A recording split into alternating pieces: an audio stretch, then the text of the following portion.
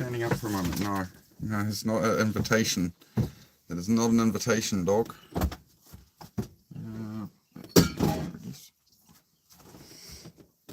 Coffee. Coffee, good. We like coffee. Hey, go beats.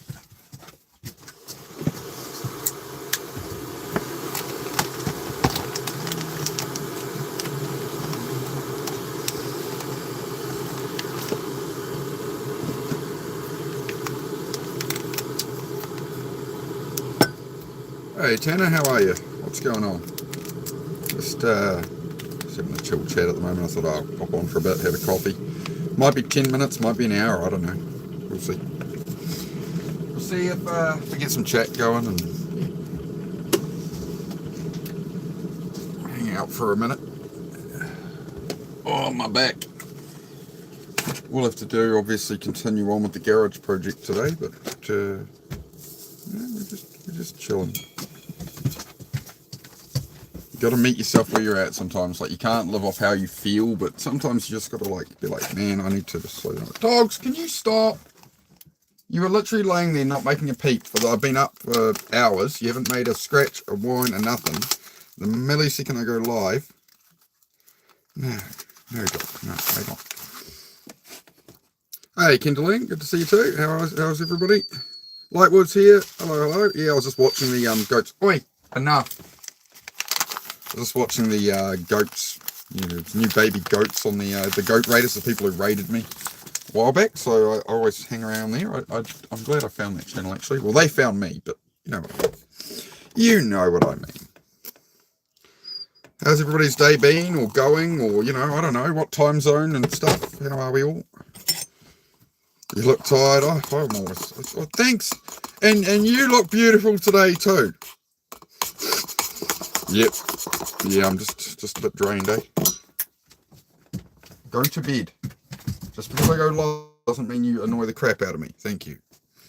That's the job of the trolls. It's not the job of my dog. No, it's been a quiet few days on YouTube and that, but that's what it is. I changed category on YouTube, right? Because I do such varied content, my options were either change category or niche down to like one little thing. And as you guys know, I do so much different stuff on YouTube because I have a million hobbies and that. Yeah, it's not tenable to keep doing it like that, right? So it's either I have to lock down to like just fitness or just cars or something, or make a bunch of channels, and I'm just like, whatever. It's kind of it's essentially, it comes under people and vlogs now, so. But yeah, morning. Rain for 4:15 p.m. for you. Yeah, it's rained a little here yesterday. It's not, like, as you can see, it's not looking the prettiest, so. It's almost I'm kind of good in a way that the motorbike blew up right coming into winter, right? Because I wouldn't be riding it as much in winter. I still do though. I like riding in the rain and stuff. My favorite time to ride a motorbike, honestly, is in the rain. I like the challenge of it, but I'm weird. I'm weird. I think you should advertise under cool content. Yeah. It's just the nature of YouTube, unfortunately, as to who it actually shows your channel to. So like, I do the workouts and this and that. It's like, you can use hashtags, you can change what you're doing from day to day. And as you guys know, I'll be building the house one day. Like, I'll be working on motorbikes, cars, I'll be doing fitness, I'll be doing chats, I'll be doing mental health, ADHD stuff. There's so much varied content, which is great because a lot of people want that. People want varied content. They don't want somebody just doing the same thing every time they're live.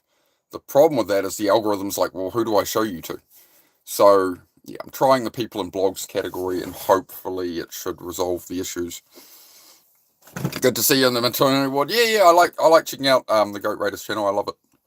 I keep wanting a goat. This is the problem though, is I have ADHD. So when I see the baby goats, I'm like, I want it.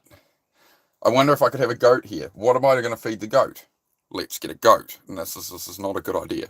We're going to start off with a chicken. I'm going to start off with some chickens.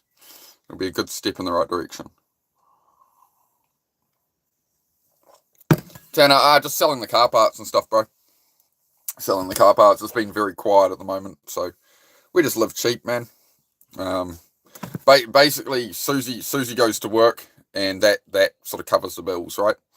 And then as I build cars and stuff, as a car sells and that, and parts and that's the payday. That's sort of the toy box money, right? That's pretty much how it's structured. Like, yeah, between us. Yeah. I would have liked to make some bank flipping cars by now. I should be 20 grand up, but I'm not, because the car's still in bits. But yeah, the cars I build, they're worth about 15,000-20,000 each. So, as you see, there's a lot of them. So yeah, it's a case of, that's been the challenge of rebuilding my life the last 3 years, is building this garage, building the cabin. I'm still in the caravan. I'm still, basically, I screwed up life badly, got into the wrong relationship, problems with alcohol and all that, and I had a workshop, but I couldn't, the recession hit and I could not pay the bills for those buildings anymore. So I was in a situation where basically I left the relationship I was in, I was getting clean off alcohol, the economy was collapsing, and it was like, I've got to have a solution here. So that's why I'm on some land for now that I've got use of. I've been able to build a garage here. I've been able to negotiate building a garage that I have to take with me when I go, right? The cabin will probably stay here when I go, because once it's insulated and all that, it's too difficult to pull it apart again. So, where are we going? Yeah, warning system, yeah, whatever, cool on you. You think you're the first idiot to fucking do that? No, go away. Go away. Mate, how are you? Not that. I'm going alright, mate. I'm going alright. How about yourself? We're just having a chat. Did he say you wanted a goat? I'm in. How's the wildlife around you, predators, etc.? Oh, nothing, man. There's nothing. There's no mountain lions. There's no alligators. There's no snakes. There's no spiders that are lethal. That's kind of all Australia, literally. Zed, can you stop licking, mate? Thank you. Yeah, for any of the goat raider people who are here from the goat farm, when I got my dog Zed, he was named Sonny, Sonny, at the rescue centre. His name was Sonny. So it's quite funny that I think it's the first baby goat was called Sonny. What's good, Lancelot? We're just having a chat this morning, man. We'll have to see how everybody is, see what's going on.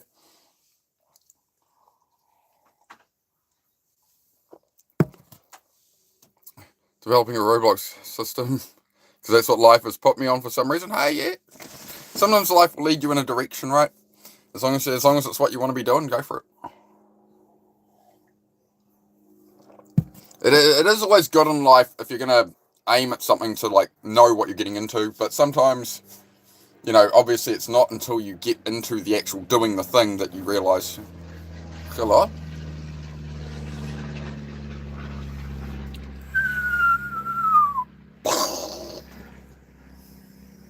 True story. I'm glad I wasn't being bombed by the plane that flew over. That's good. It's a positive. See, look, positive thing. See? Life is not so bad. If I was in a different country right now, or in the 1940s or something, and I heard that, it would be like, your life ain't so bad. Every time a plane flies over, you don't think you might be getting rained on. See? We have not got problems. Cheers to that. Hey, King. How are you, brother? What is going on? Yeah, I'm just, we're not doing too much of a chat. I thought I'll pop on for a bit and have a coffee and see how everybody's going, and yeah. I don't want to harp on about it, but I will say I'm disappointed in the channel at the moment. I'm disappointed in this shift to, rather than sitting here talking, because this is where, like, this is where the engagement is. This is where the chat keeps going and stuff, right? Is when I do this, but I don't have time to do this too often, right? That's what I struggle with this channel. Is I'm in the garage doing work, and as I say, I always read the comment and talk, but unless I'm like right here, if I'm right here, 30, 40 subs a day. If I'm in the garage, 0 subs for the last 3 days straight. So like I'm streaming like 8 hours a day, and I'm coming back each day, and all I have each morning is the subs are just going down, because people unsub over time and whatever, and the subs are just dropping each day, and I'm still doing the same thing. I don't know. We'll see what happens. Either way, like, I have to keep going at the garage stuff. I have to keep going at building stuff. So Yeah, if you want to join in, I don't know. People will make up their own mind, right? Had less than 400 when you found me. Yeah, it's gone up a lot. It was these chats, like, up close like this, like, hey guys, let's talk about mental health and life and meaning, and doing this gets subscribers. When I'm in the garage and talking about doing the work, and I'll show you guys doing the work, but when I actually go and do the work in the garage, and I'm actually streaming that, the chat goes slow, the subs aren't there, the views went from like 800 a stream to 91 a stream since I started doing that, so it kind of sucks.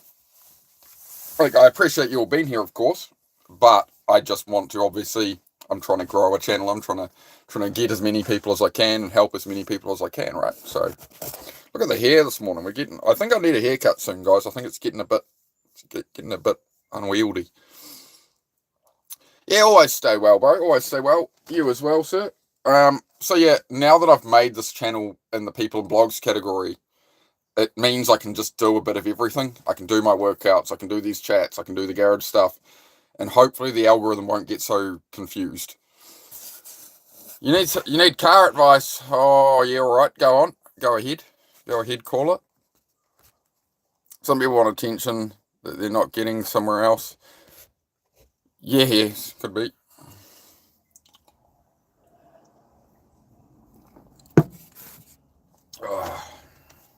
It's just the YouTube algorithm, that's all. It's just YouTube being YouTube, and having to learn that as a new creator, but I'm doing all right. I'll figure it out.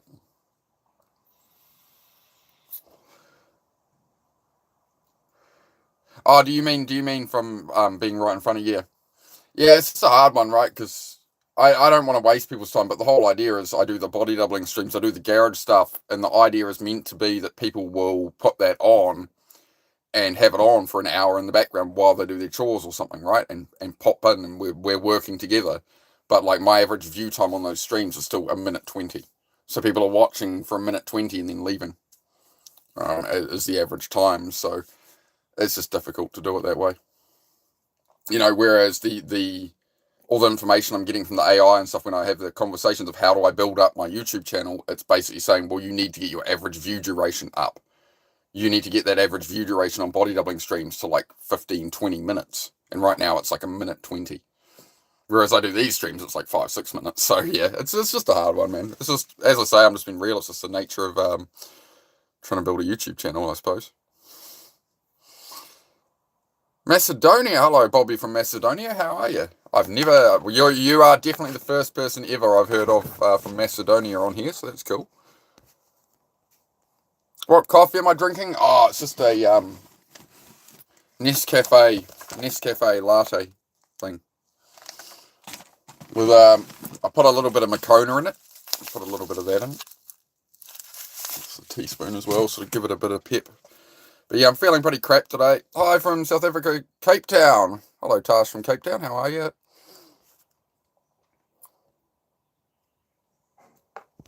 See you outshining the sun. Good for you. Hope everyone is having a good day. Oh, that's a nice statement. Thank you, guys. Taking care of your dad who's in hospital. I'm sorry to hear that. Best wishes for your dad, mate. It's very good that you're there to support, right? A lot of family don't show up to support and stuff, so that's fantastic. Get a job for your family. Okay.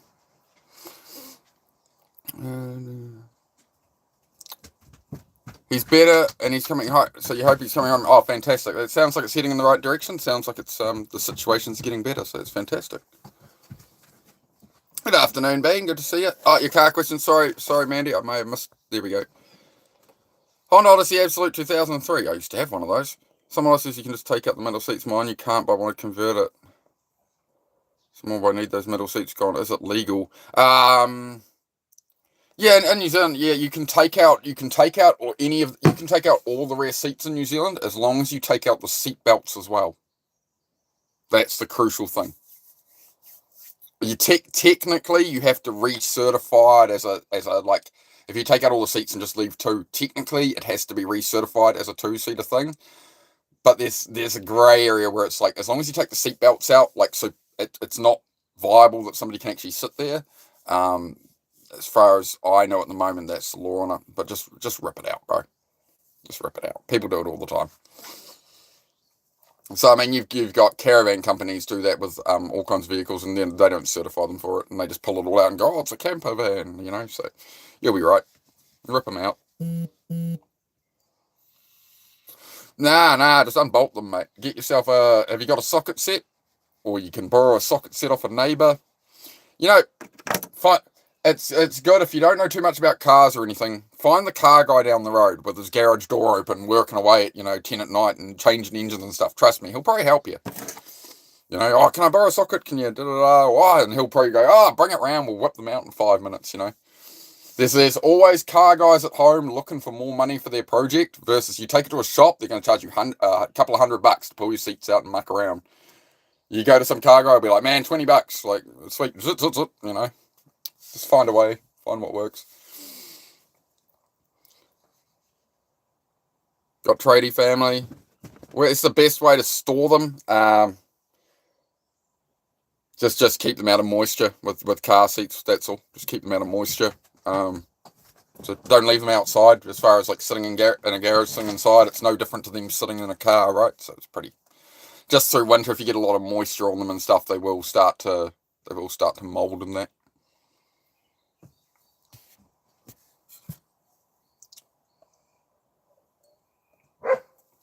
Oh, shush, puppy. What are you staring at me for, dog? Hi. Good morning, Natasha. How are you, mate? Leaving the hospital work and going back to being a mechanic, auto tech. Oh, awesome, Bean. Yeah, head whatever path you want, man.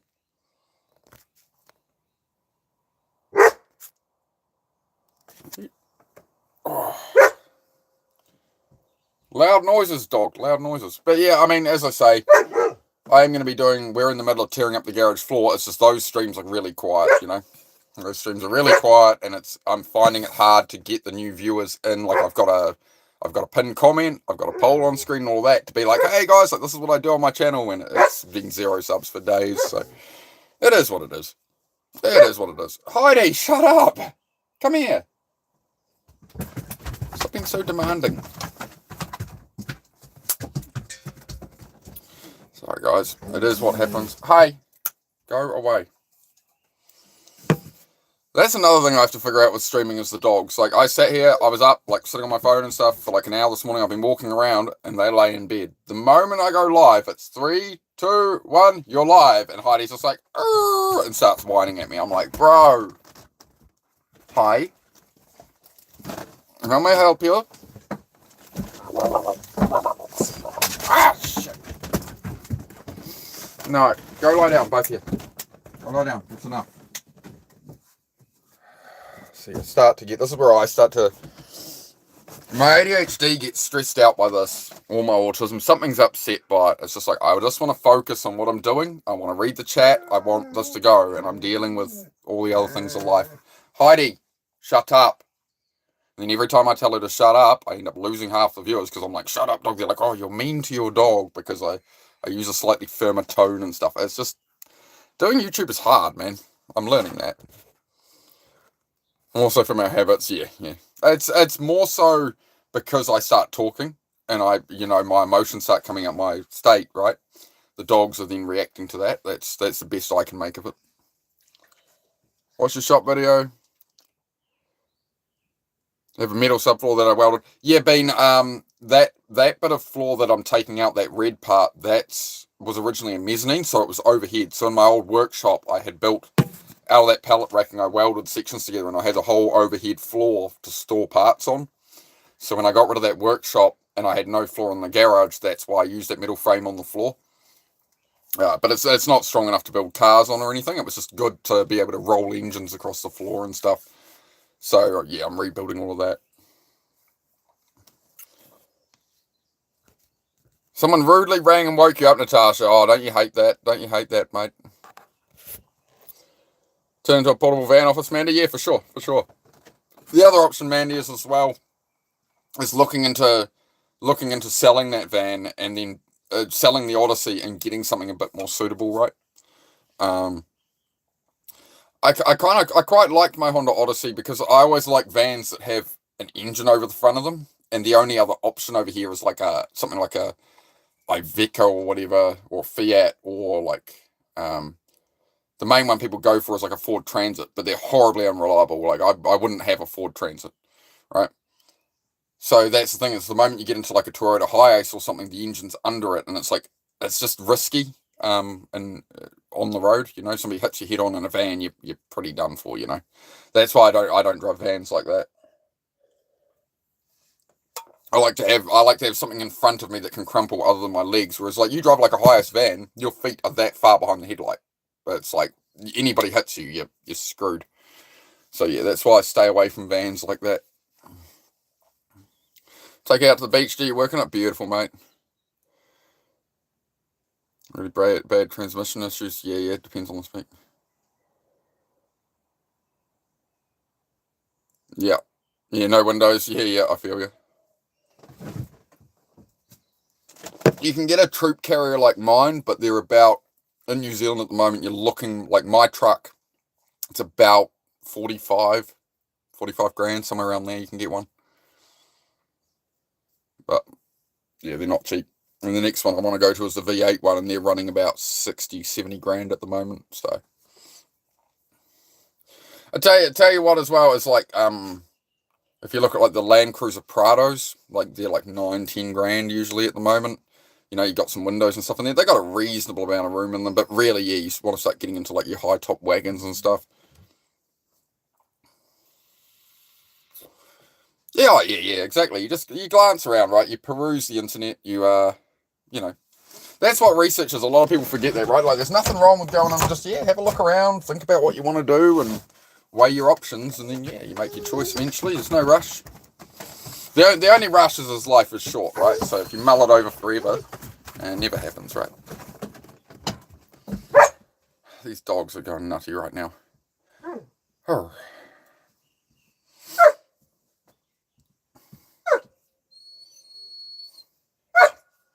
Circle, don't waste your time, man. Later highs now have engine at the front to meet front impact rigs, plenty of room around. Okay, how late's that, Link? Because I'm thinking the older stuff, but the newer ones have got some meat behind them, have they? Engine at the front to meet the front impact rigs. I wonder how they handle as well. If the engine's right at the front like that, I wonder how they handle. It's interesting. Because any weight past an axle on is like, it's pretty crap in a vehicle. What, mate? You're the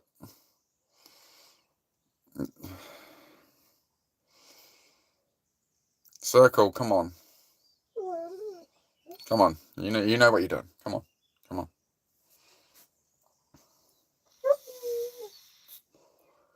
About 2020 onwards. Oh, okay. Yeah, because you get to see all the new stuff being a waft man, right? Well, anything that's older than 3 years old is going to start coming through your door, I guess, right? Interesting. Man. It's interesting that at the moment, new car sales, they're going, all these new cars are stacking up at dealers and da-da-da-da. Nobody's buying them. Like, there's nobody to buy cars. And then they think that average people like me are going to ever buy a brand new car. It's like, the average person doesn't buy a new car. It's new cars are for people who actually have money, right? And when you're in a recession and all this is going on, it's like, and then you make houses so hard to buy that the young couples who might have bought a new car at some point, well, they're so tied into a mortgage and debt now. And then all these car manufacturers are like, why can't we sell new cars? It's like, I wonder. Like, people need money to buy them. And you're having a bit of fun. Yeah, your idea of fun. Yeah, okay. Yeah.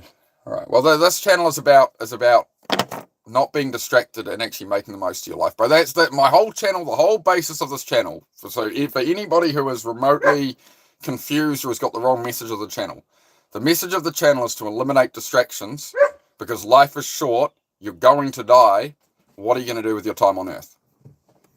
Are you going to look at politics and what the celebrity did and what car race happened and this and that and everything else? Or are you actually going to look at, hey, here's what I want and here's where I'm going, and I've been so distracted and I wonder why I'm not getting what I want. What are we aiming at? Or maybe you're not sure what you want. Well, you're not sure what you want, so you're going to have to spend some time thinking about that. You can't be doom scrolling and just whatever the distraction is, right? Everybody's got a different distraction. That's what the channel's about. And I want to try and help people, right? So that is the core message. And that's what all the long form content will be about. It'll be done in so many different ways. Like I'm working in the garage, or sometimes we'll be at the beach or whatever, but it's about building a life you actually want.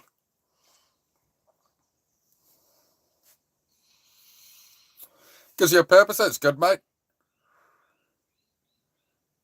Yeah, I was on the ADHD meds for like from when I was 8 until I was about 19. And then I got off them because, yes, I achieved a lot on those medications. I could go out to social situations. Everybody liked me. I didn't talk too much, blah, blah, blah. But the problem was, like, I wasn't me. I was achieving all this stuff and had all these friends and whatever. And, yay, I fit in the way society wanted me to fit in. I was perfect. But I hated myself. I didn't feel like myself. Like, yeah, I'd be busy all day. I'd achieve a whole heap of stuff, but I could never feel it. It never felt like I'd overcome anything because the ADHD meds kind of just carried you through it. So I kind of like the struggle, as much as it sucks at times, as much as it's frustrating. That's as I say, I try and create the natural dopamine with the push-ups and stuff, or walking around. Like this week, I haven't done any push-ups this week because I'm lifting all the bins of stuff in the garage all day and floorboards and undoing all the screws and stuff. So that's keeping me going, keeping me lean and mean.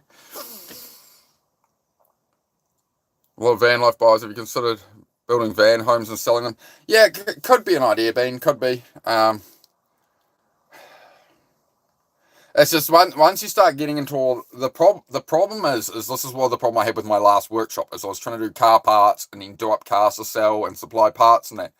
The problem that comes is overheads. The problem that comes is facilities, is rent for buildings, right? That is the thing that will cripple a small business. It will absolutely cripple any small venture is the overheads because all the money is going out the door to everybody else, right? That's what I found is like, I never turned a profit selling car parts or anything. I was trying to start to build a business with it. There was no profit because all of it just went into the overheads and people couldn't pay what it would cost to actually make that work. So that's why I stepped away from it, right? That's why I shut it all down and went, I'm not going to... At first, it started out that basically I was living in a flat and I got kicked in the spine by somebody and fractured 2 vertebrae, at which point I decided I need to get out of here. And I'd been trying to work on my cars and stuff there. And every time I went outside, there was just arguments, and they said they wanted less cars around and whatever, and you need to get the stuff done. Whenever I'd try and get the stuff done, they'd come and confront me and start arguments and this and that, right? That resulted in me getting booted in the spine and 2 fractured vertebrae. So then, about 3 or 4 days after that, basically I crawled into bed and just lay there in pain, could barely move for like over a week. And just a hairline fracture, right? And then I went to a storage place and went, hey, like I need some storage, like da da da. So I got this building, and then it just sort of progressed, and then it was like, oh, maybe I'll do this, do that, and I started to sell off some spare parts, and that went, oh, maybe I can make this a business. But then I needed to get a bigger building on that site, so I got the bigger building, and then it also ramped up. Then COVID hit, and then all the recession came, and people ran out of money because the people who own these kind of sports cars, they have a mortgage. Like they're typically tradesmen. Was the kind of people who buy a 300 ZX, they're a tradesman, right? Then they've got a missus, they've got a mortgage, and the food prices and the mortgage and everything went up, so the car got left in the corner. We're not spending on that until all this is over. So, there's nobody to buy anything, you can't pay the bills. That was the reality of it. Meanwhile, I had a relationship that was falling apart, and I'd become an alcoholic by the end of it to try and cope through that situation. So that's the situation I was in 3 years ago. And that's why I'm in a caravan now, is get the caravan here, and I'm going to build everything back. And yeah, I'm clawing my way back up now. That's the plan. I thought I'd share it. Because why not? Like, what does it matter what anybody thinks of me if on the internet or something, right? Maybe I can help some people. So that's why I do the channel.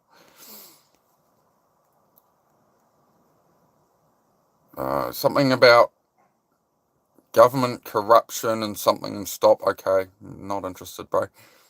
Yeah, tiny homes I did look into at one point, doing something like that. Again, it's just, if you're gonna, like, for me, I essentially want to do it digitally. Like, for me, full disclosure, my plan here is do YouTube lives, talk to you guys, help some people, and also myself learn through doing these, what content do you guys want? What is the long form content I can make that you guys want to watch, that actual people want to watch, right? So this is about building an audience, and then me making long form videos that you guys actually want to watch, and then YouTube will pay me. I don't want everybody paying me with like memberships and super chats and stuff. Like I can't buy a house off memberships and super chats, right? What I need is long form content. That I don't want to sell courses to people. I don't want to be a grifter. What I want is to make long form content that gets hundreds of thousands of views, and YouTube pays me for those views from the advertising. Not like, you're not gonna see me doing a long form video where 5 minutes in it's like, you know what, guys, if you look NordVPN, oh, let's have a little ad break, guys. Like, I'm not gonna do any of this crap. I refuse to sell out. I will not sell my soul. Will not happen. Somebody feel free to clip that, and you know, if I ever have 1 million subs and I've sold my soul, you can pull me up on it, but you won't be able to, because I won't do it.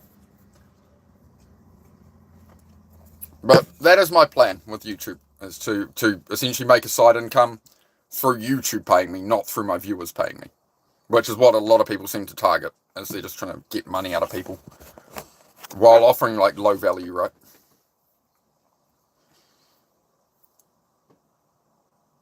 Custom build a van home. Yeah, could do, Bean. I mean, again, it's like, this isn't something I'm experienced in yet.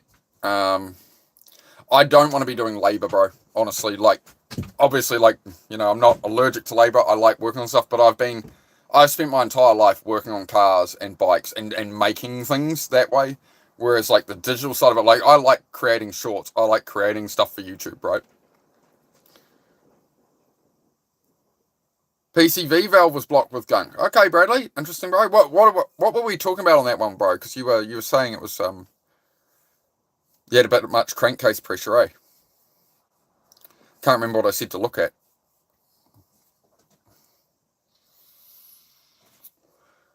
Oh yeah, there's money. Like, the thing is, guys, is there's money everywhere. Like, if you want to start a business and do something, there are clients out there, right? Like, everything you drive, everyone's not everyone, but a lot of people go, oh, like, there's no money around, everyone's poor. It's like, no, they're not. If you go for a drive to a city for an hour, you're going to drive past billions of dollars of property, of vehicles, of all sorts, right? There is money around. It's just, what do you want to do to get it? I mean, for me, like, my end goal is, I want a piece of land that I can live on and go about my life out in the country. That's what I want. Now, do I want to get a mortgage for 30 years when I'm nearly 40? Do I want to be paying a mortgage till I'm 70? And, you know, so I'm trying to work something where, like, the last thing I ever wanted was to buy a house, have a mortgage, have the white picket fence, and then I'm just working all the time for 30 years to pay for the house. And then I sit in the house for like 5 years, like, oh, it's all paid off. And then I drop dead at, you know, 75. Like, it's like, you never know when your time's up. Like, Kyle Busch from NASCAR just died yesterday, 41 years old. May 10th, he got sick. May 10th, he had sinus problems. He was racing, and he was saying, oh, I've got sinus problems, guys. Like, my sinus is sore. I need to see the doctor after the race. And then that was like around May 10th, right? And yesterday he died because he went to hospital, pneumonia, it's turned pneumonic, and that's at 41 years old, right? That makes you think when you're, you know, 39. The guy wasn't in bad health. He was a NASCAR driver. He kept fit, and that one little thing, and you're gone, right? So you can't really, like, build your whole life around, I'm going to live till 80 years old, and I'm going to sit and have a flower garden, right? Oil in the air filter box, yeah, okay, so it was back pushing all through. Yeah, I follow you.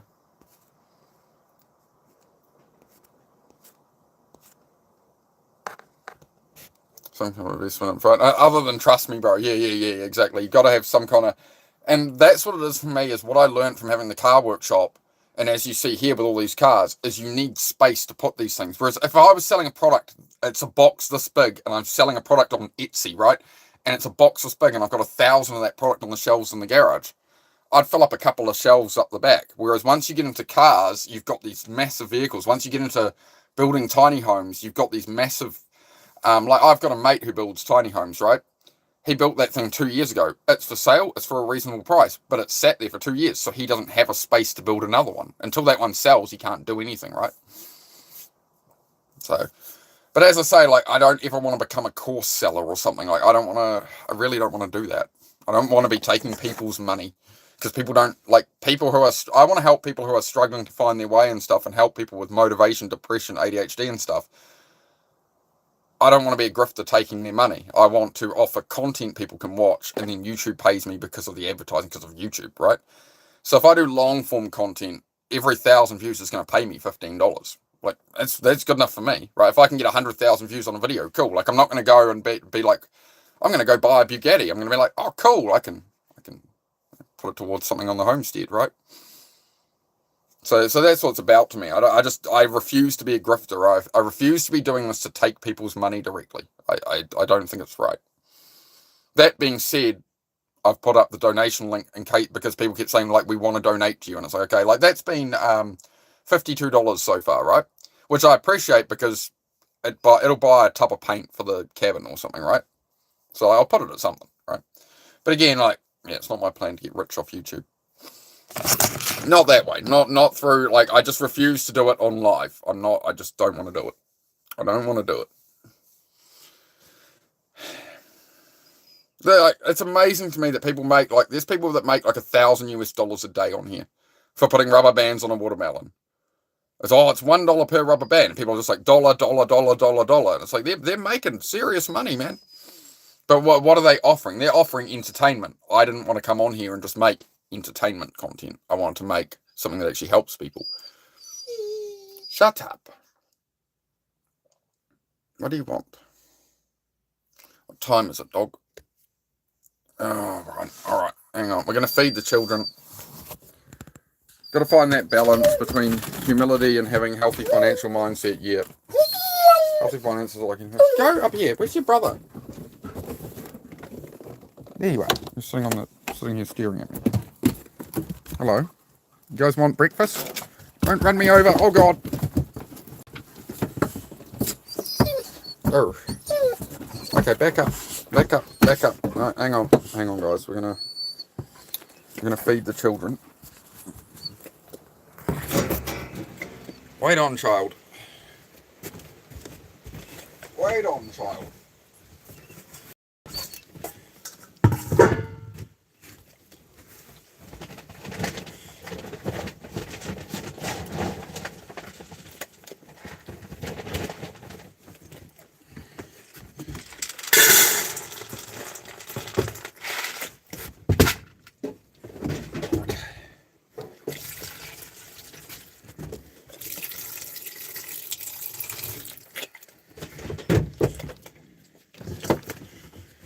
You, my girl.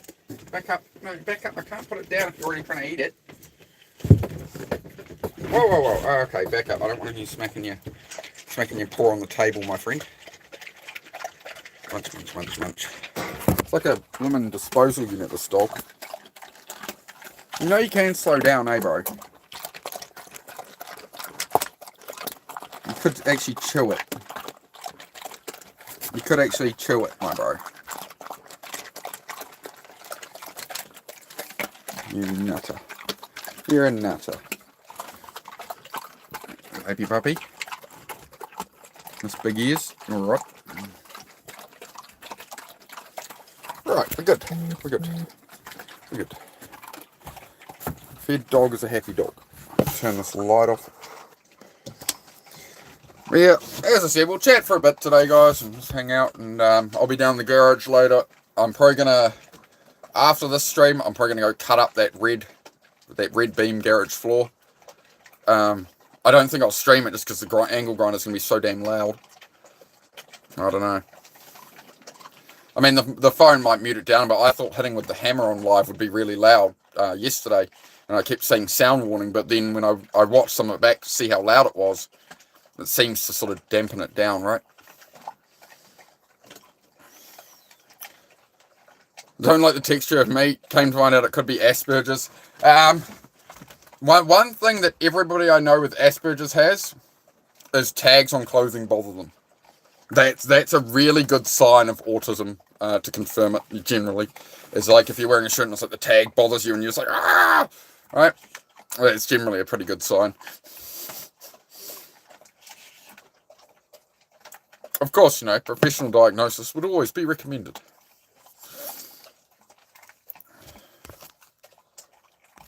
But yeah, you're bang on, as far as Lightwood, As far as you're talking about Venom, the average person wants to be entertained instead of learning something useful, in my opinion. Yeah, I get you.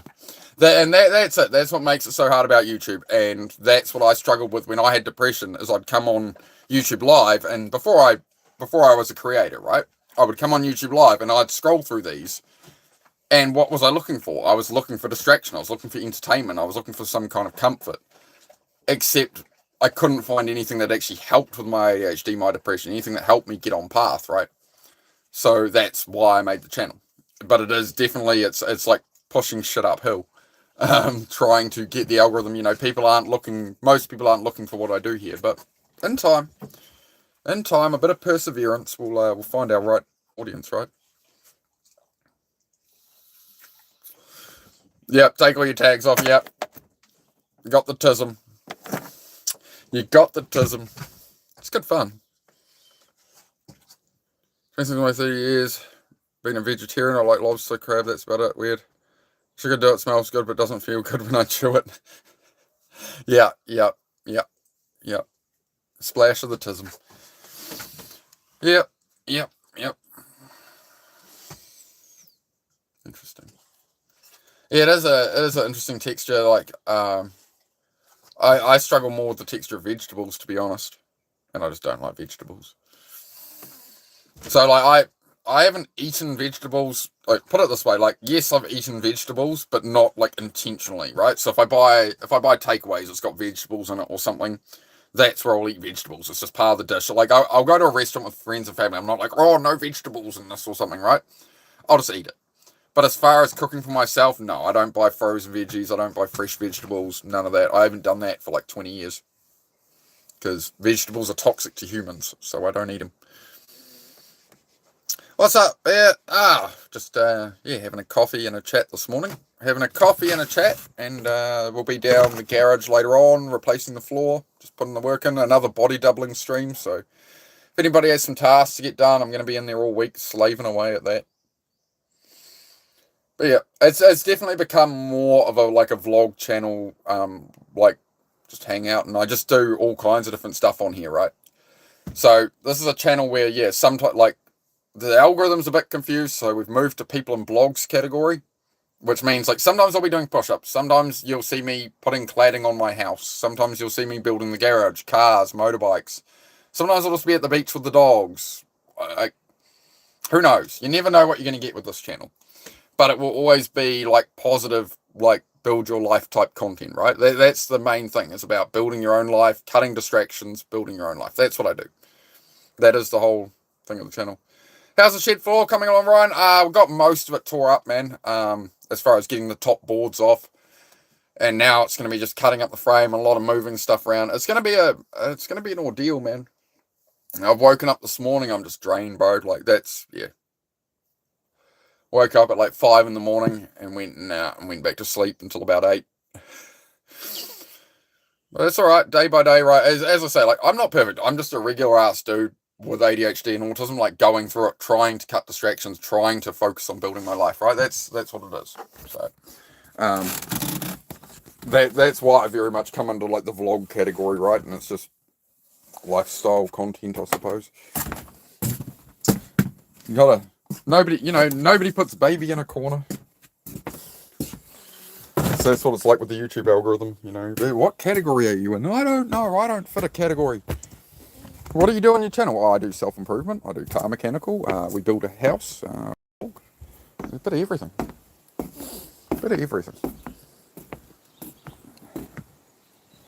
Concrete floor, just replacing the boards. No concrete, man, just because this isn't my land. So eventually I've got to tear up the garage. Like, the concrete floor would cost me at least 10 grand, which is why it's done with like pallet racking beams and stuff. Like, it's damn strong, but it's just the back of the garage is a very strong floor. The front of the garage is a very quick initial floor I did. So I'll wander down there for a minute. Wander down the hill. Stay close, said. Don't try to go under the gate. Nobody's thinking.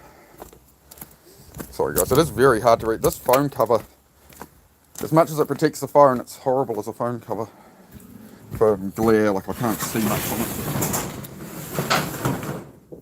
Hang on. So I got that bit tore up Because all the floor back there I've already done.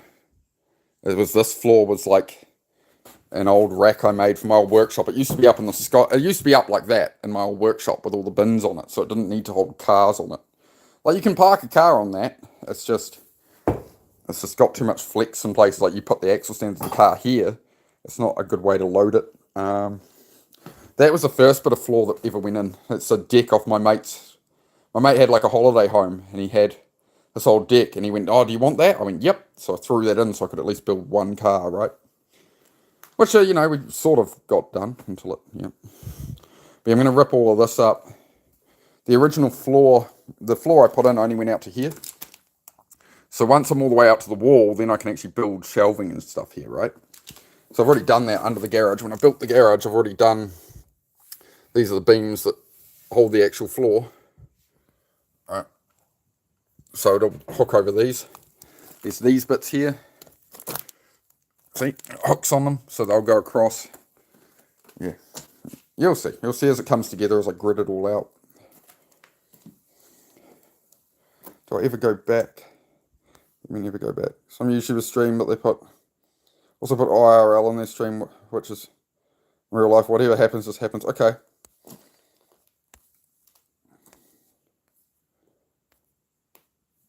Been talking about Guatemala. Yep. So yeah, like the floor, the way it gets done is like that. So you got the big long beams, and then every, 12 inches I have one of these supports. Like this will take this floor here, just this area will take like 5 ton plus. Which is why we're ripping up all this old stuff. It was just, I built the garage, literally, it was grass in here when I built the garage, and threw a bit of gravel. But yeah, so we're re-engineering this week, that is the plan. So from there to there, that's new floor back there, all the way over to there. That's this week's mission, is to rebuild this whole floor with all this stuff in here. So I'm going to build out this, cut this up, get it out of here, get it out of here, get it out of here. All right, so cut all this up and get it out. Then I'll start grabbing those beams there, and we'll frame it out, concrete in some things, and once we get to sort of here, I'll put some boards on, move all the bikes over, move all the stuff we can over. Then I'll have to hook this onto my truck, this old deck piece. Hook this onto my truck, and we're going to have to drag it up the hill. Then I'll keep building more floor, and yeah, it's going to be an ordeal. I'll stream most of it, but not all of it, right? Like, the thing I'm struggling with is constantly coming back to the camera. Like, when I'm building this stuff, I'm unscrewing floorboards and stuff, and it's the same when I was pulling the engine out of this car. Like, it usually takes 2 hours to pull that engine out of that car. Because I was streaming, it took 7 hours. Because I'm coming back, and I'm chatting, and I'm this, and I'm that, and whatever. So, I don't know what to do. Do I just do these... What I want to do is do these streams that I'm just literally... like, I'll do the talk streams, I can do this stuff, but when I'm in the garage, I might literally set the tripod up in the very corner and just leave it. I can have another phone on me to read messages off, but as far as coming up to the camera all the time and moving it and doing close-ups, and AI is saying, oh, you've got to do like over-the-shoulder views and really show the work, and everybody wants to see every bolt you undo and this and that. It's like, man, I can't work all day trying to do that. It's a big distraction for the ADHD to constantly be coming back to camera, so I have to figure that out. What do you guys think on that? Do I just leave it in the corner? Is that like, or do I need to be like engaging the chat the whole time, right?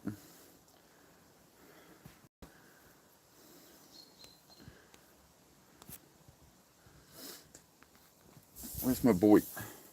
Heidi, get out there. Where's your brother? Where's your brother? Your brother ain't in here. Where's brother? You and Heidi, bed. Hang on, I'm just gonna get one dog in. I mean, as I say, it's hard to put a label on the channel or a category. It's just gotta do what I gotta do. Hopefully, Dum Dum hasn't just gone under the gate when I told him not to. Let's check down the road, see if I can spot him. No dog there. Hang on, Z boy, where are you? Go find the Z boy.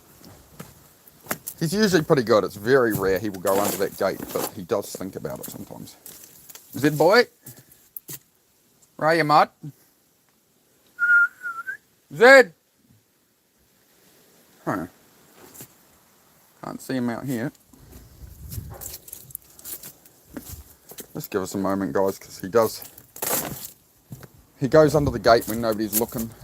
Sometimes he gets that bright idea in his head.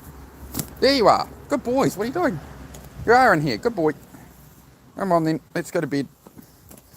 But as I say, like this is exactly what I'm talking about, and that's why I'm asking you guys about it. Is how do I stream in a way that, you know, I'm not like, I've got dogs to look after, I've got cars to build, I've got so much to do. I might have to do more of a fly on the wall style streaming. And so, but hurry up. Wait, in, bed. Staring at me like a, what are you doing? What are you doing, dog? Engaging the chat's always going to do more to get viewers. Yeah, exactly. But that's the idea, Bear, is the body double streams is meant to be like I'm working in the background and then you guys can ask questions and I'll lean in, you know, I'll answer them as I can, but it's just showing the work is the difficult bit. And that's the thing is like yesterday, I was pulling up all the floorboards and I'm trying to move the camera and show everybody what I'm doing. I'm trying to be engaging for camera. I'm checking the chat, and it's really slowing down my workflow and it's distracting me from what I'm doing. So then when I get off there and it's 3 days in a row of 0 subscribers, it's like, well, something's got to change, right? Like something has to change when I'm doing all my work all day and I'm achieving half as much in a day or less to try and build the channel, and it's not building the channel. So like, yeah, it's a bit, it just gets me down. I wouldn't say it like gets me down a bit or anything. Oh, there we go, that got it down.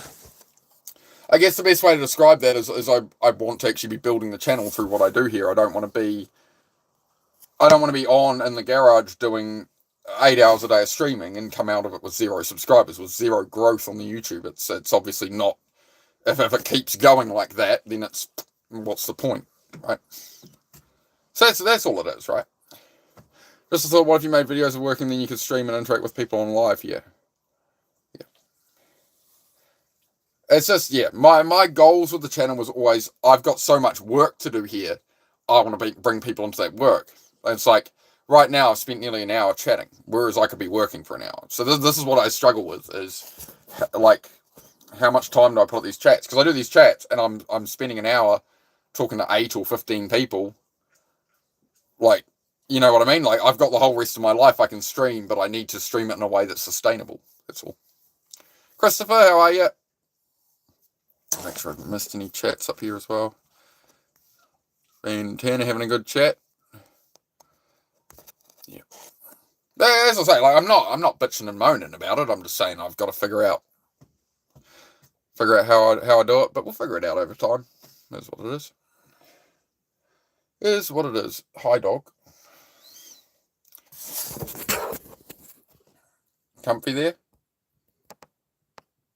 Alright. Sid, can you stop licking your bed? Hey! Oi! Stop! Thank you. Good boy. What? There's not... You don't need to lick all the beds, mate. You're alright.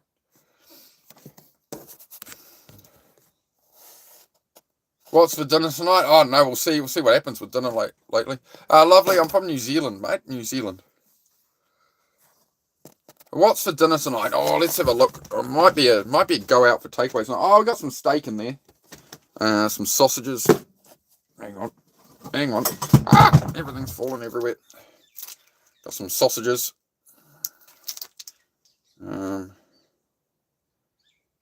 Yep.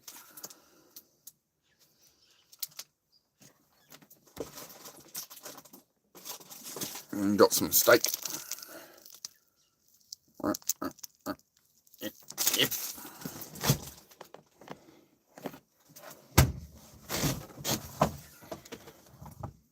I have steak. It's true, I have steak. I have that as well, but I'll put that just fell out of the fridge and it's tempting me, so let's not do that at 10 in the morning. After my issues with alcohol, somebody buying me a box of alcohol for my birthday was not good, but I've put 2 beers at a time in the fridge, so just 2 beers, so it limits me to, I'll have a couple. That's it. And I had one last night, I left the other one and just went, yeah. Be careful on that front. I'll get myself in trouble again. I'll crash out and destroy my life again. It's not. worked too damn hard and come too damn far. Been through too much shit to make bad decisions. Decisions I know that I should be doing better from by now.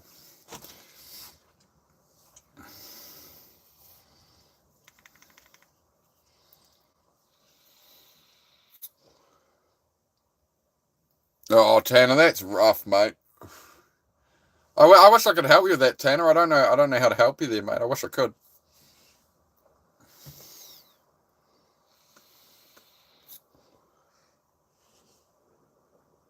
That's it, Tanner. That's exactly it. That's exactly the problem. I can have one. I can have one, and I'm all right. I can have a beer at the end of the day, and I'm sweet. Like that's the point I've got to. I didn't drink at all. I did not have a drop for like 2 years at least. And now when we're waiting for takeaways or something, I'll get just one drink. But yeah, getting a box of them for my birthday when this is family. My dad dropped off. Oh, I got you this for your birthday. It's like, dude, I've told you for the last 3 years. Like, because he always bought me a box. He always bought me alcohol for my birthdays. I'm like, dude, like, stop buying me alcohol on my birthday. And yeah, it's just third year in a row. He's just forgotten. He's like, oh, I didn't realize you had that big a problem with alcohol. It's like, dude, I told you I was out like getting hammered every night and it destroyed my life. Like we've talked at length about this. And he's like, oh, I don't remember. I'm like, okay, deep breath. I'm like, all right. So I was going to say to him, like, I appreciate it, but no thanks. But I've got the box sitting there, and if I can make a box of beers last like a month or something, then it'll be all right. Just one every now, very occasionally. I've been all right so far. It's been there for about 4 days. I've had one beer, so take it easy. Yeah, it's a shame. It just is what it is. Well, I appreciate the gesture. I appreciate that he wanted to get me something, and he hasn't really got any money in that. And I said, oh, I've always told you don't get me anything. But he's like, oh, at least a box of alcohol. And then what annoyed me with it was I went, hey, I had big problems with alcohol, that it was wrecking my life, and like I gave it up. And I very rarely have a drink. Oh, it'll be fine this time. It's only one box of beer. What harm's it going to do? I was like, if I crack open that box of beer and have 2, then 3, then the whole box is gone by the end of the night. Yeah, it'll do a lot of harm because I'll go buy a 40-ounce of whiskey tomorrow. Then I'll be in deep shit. So, yeah. But it's just how it is, man. It's the same. It's the story I've told on here of when I first went to quit drinking. There was a local friend I always drank with, right? And I said, dude, I'm staying away for like 3 or 4 weeks. I'm stopping drinking. I can't. I've tried multiple times, but I can't be round this because otherwise it lasts a day or two. So I went away for a few weeks, and the moment I hung out with them again, they all knew, the people there knew I'd stopped drinking. And I'd been away for a few weeks, and I have not drunk, right? And I'm going sober now. And I've told this story before, right? I got there, and he goes, oh, I'm going to get another beer. Do you want one? No, bro, I don't want a beer. I'll stop drinking. Oh, yeah, cool. He comes back with 2 cans of beer, walks right up, right here. I'm sitting at a table, walks right up, and he puts an ice cold beer right there. I'm like, dude, I just told you, don't get me one. I'm stopping drinking. Oh, no, that's your choice, man. It's there if you want it. And that I ended up drinking that beer within 30 minutes. I drank it because it was just cold, dewy can sitting there. So it was after that I then stayed away from that person for like literally a year. Now I can hang out with them without doing it, or sometimes I'll have one drink. I'll pop in and see him every 6 months, and okay, let's have one drink, bro. Have one can. Oh, how are you? But I have to. This is where I have to control myself with this stuff, or I'm gonna go a bad path. Yeah, Nakai about sums it up. People are who they are. Sometimes you can't change people. That's what it is. You just have to work within the bounds, especially with family and stuff, right? Family is the most difficult one because you've got a dynamic like, it's a lifetime of evidence and stuff versus friends. Like family, like I don't like to get rid of family and stuff. I've cut them off at times in my life. I've cut off family to go my own path, right? 6 years clean from I can't say them on here, Tanner, with the YouTube algorithm, but yeah, man, well done on that, dude. 6 years clean, that's awesome, dude. And like that's the thing is, to me, like alcohol is a very small thing compared to overcoming that kind of stuff. That takes a lot of strength to do that. So good on you, man. That's what I like. What I love about doing this on YouTube and you guys is that there's real people out there and we can have real conversations. It isn't all just slop and brain rot on the internet, right? So we actually get a good conversation going about mental health and that. So that's why I do love doing these chats. I do love to make time for them. So it's just, if you guys can support the body double streams, leave them on in the background and stuff. It all helps me, right? It all helps me grow the channel, reach more people. Bowls of building can get into them deep. I don't mix it straight out of the bowl. Yeah. That's where I get to. That's where I got to a few years ago with my old relationship and stuff. As I'd come home and she would have just poured me a glass of whiskey and Coke, but it was 80% whiskey, 20% Coke, or just straight whiskey, and it that's why I stayed in that relationship so long. Is it's literally I'd come home and before there was a fight or something, it's look, honey, I've got a joint and a big drink of whiskey for you. Oh, you're all right. Oh, let's go out and do this and buy that. Can we order this? Oh, yeah, whatever. I'm hammered on whiskey all the time. So yeah, it's been good. I'm very proud of clean myself up with all that. So it's definitely a struggle. I do want to get rid of this beard and stuff though, guys, and the long hair. It's really annoying me. I don't like when I look like this, honestly. I feel like it makes me look like a blooming hillbilly, personally. But everyone says, keep the long hair, keep the beard. And I'm like, I don't really like having it. I'll probably shave it all off soon. So if I appear in the next couple of days with a shaved head and a shaved beard, my answer is, I do what I want.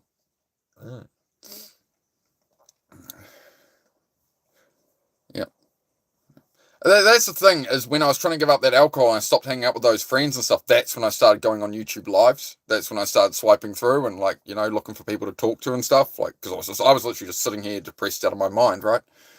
And I just couldn't find a channel like this where we could actually have these conversations, and actually sit and talk about it. So I made one.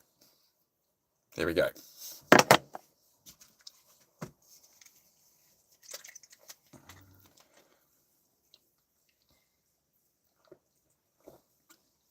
Hey, Priest, how are you? What's up with you? We're just having a chat. We have a chat. I'm mostly doing the body doubling streams at the moment. As always, this channel, as always, it's just a variety of content. It's a variety of content. I'm still going to do the workouts.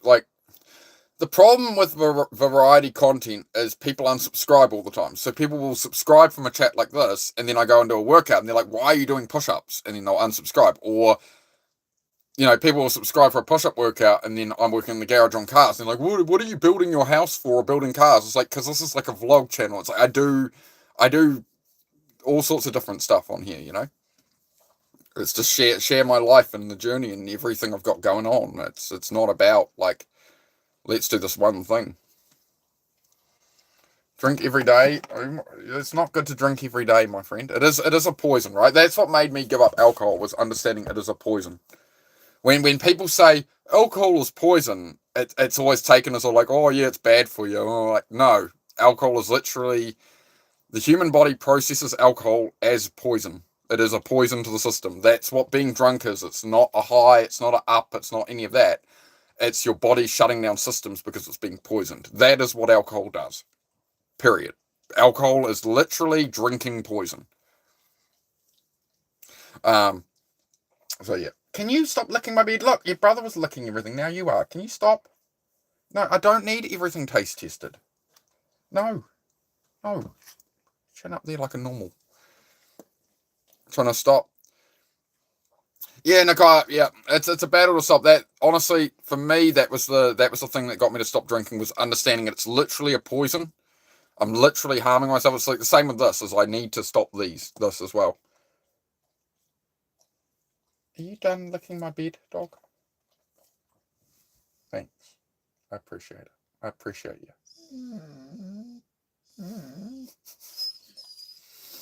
You can have a pat. You can have a pat while I sit here and talk.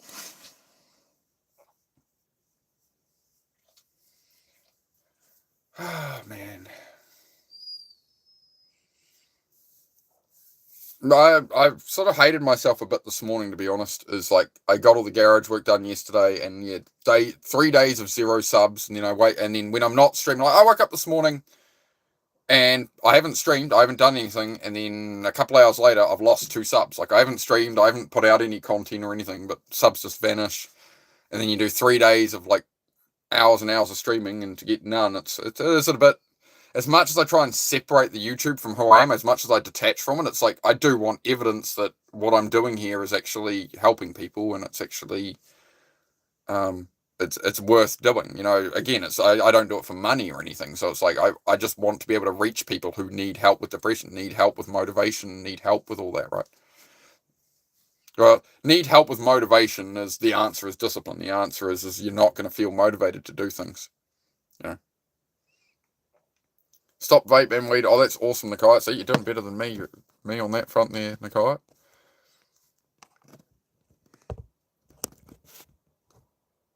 Died multiple times from necrotizing pancreatitis. Oof. Fatty liver disease. Get tested for psoriasis at age 30. I wouldn't recommend it. Oh, mate. One of my buddies from high school died at 26 from alcoholism. I had no idea he was an alcoholic till I saw his obituary. Family stated it was alcoholism. I'm so lucky. Yeah. Not to mention all the other death of people getting drunk and drink driving crashes and stuff, right? Like alcohol doesn't just kill you through it damaging your body. It's you make bad choices, right? You hang out with the wrong people, you go to the wrong places, you drink drive, you this, you that, It takes away your decision making, good decision making and stuff, right? Which is essentially discipline, right? You don't want to be taking things that are impairing your judgment.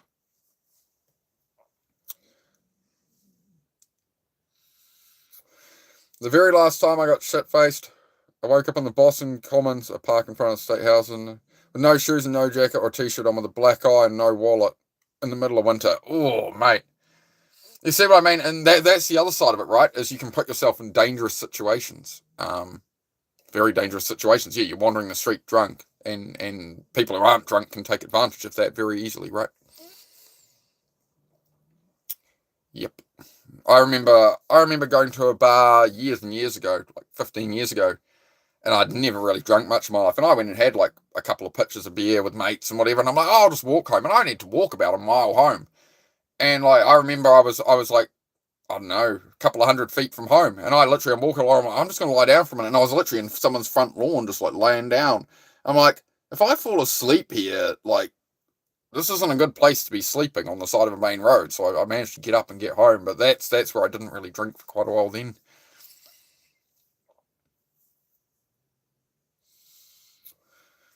Feeding tube for 2 months. Oh, my, you've been through it, Tanner, man. You've been through it, man. I think you have a lot. I think you have a lot you can help people with here. Have you considered making a channel to share your story? Like you don't have to put your face on it. You can make shorts with words on screen and stuff. You can write stories. You can. I think your story would you could help a lot of people.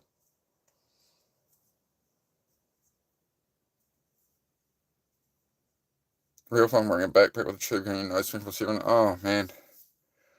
Oh dear.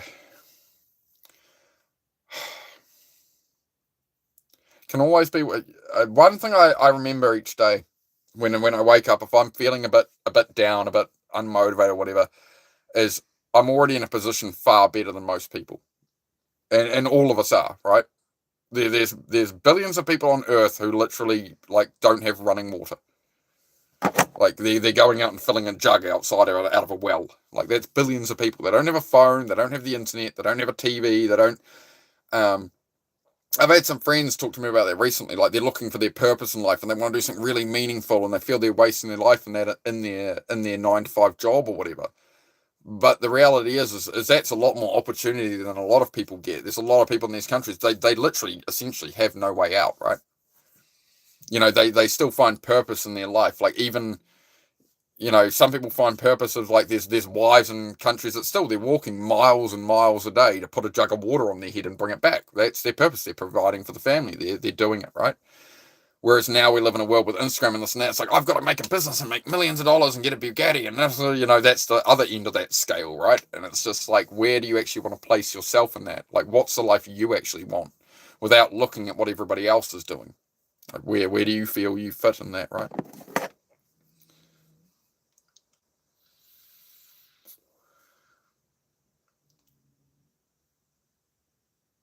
Oh yeah, Wanda. Okay. Yeah. Yeah. I'm glad you found your way out of that. Definitely a lot of stories. Yeah. Yeah. Well, you don't feel you have to bring them up or anything, Wanda. You can if you'd like. You can if you like. If it you feel it will serve some other people. But yeah, that's the sort of situation my last relationship was. Is I was essentially trying to build a business. I'd rented buildings. Everything were like I was on top of the world. From where I'd been in life, I went from 14 hours a day video gaming to renting a building. I'm gonna start a car mechanic. I'm gonna this. And then in the midst of that, I met this person, and by the time I realized the damage it was doing, and the time I found out about their hard drug addictions, it was too late. Like my life was right. And then I tried to help that person for over a year. I stuck by and tried to keep them clean and help them out of it, but it's what Jordan Peterson talks about. As a lifeguard, they train lifeguards that you approach somebody who's drowning with your legs out and your arms forward, right? Because if they're flailing around and they're drowning, what's going to happen is somebody will essentially cling onto you, and then you both drown. You go down with the other person by trying to save them.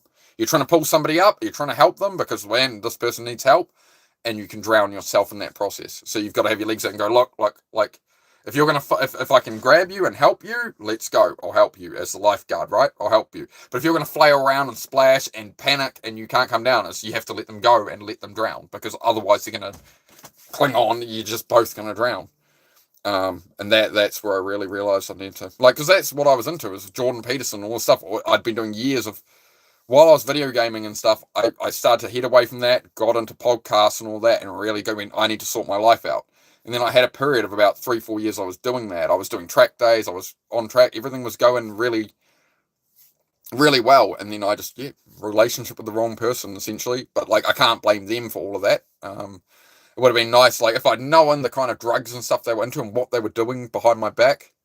I would have left very early on, but I'm just that kind of person, right? I gave them the benefit of the doubt. They'd constantly lie to me about it, and I'd go, okay, well, I trust you.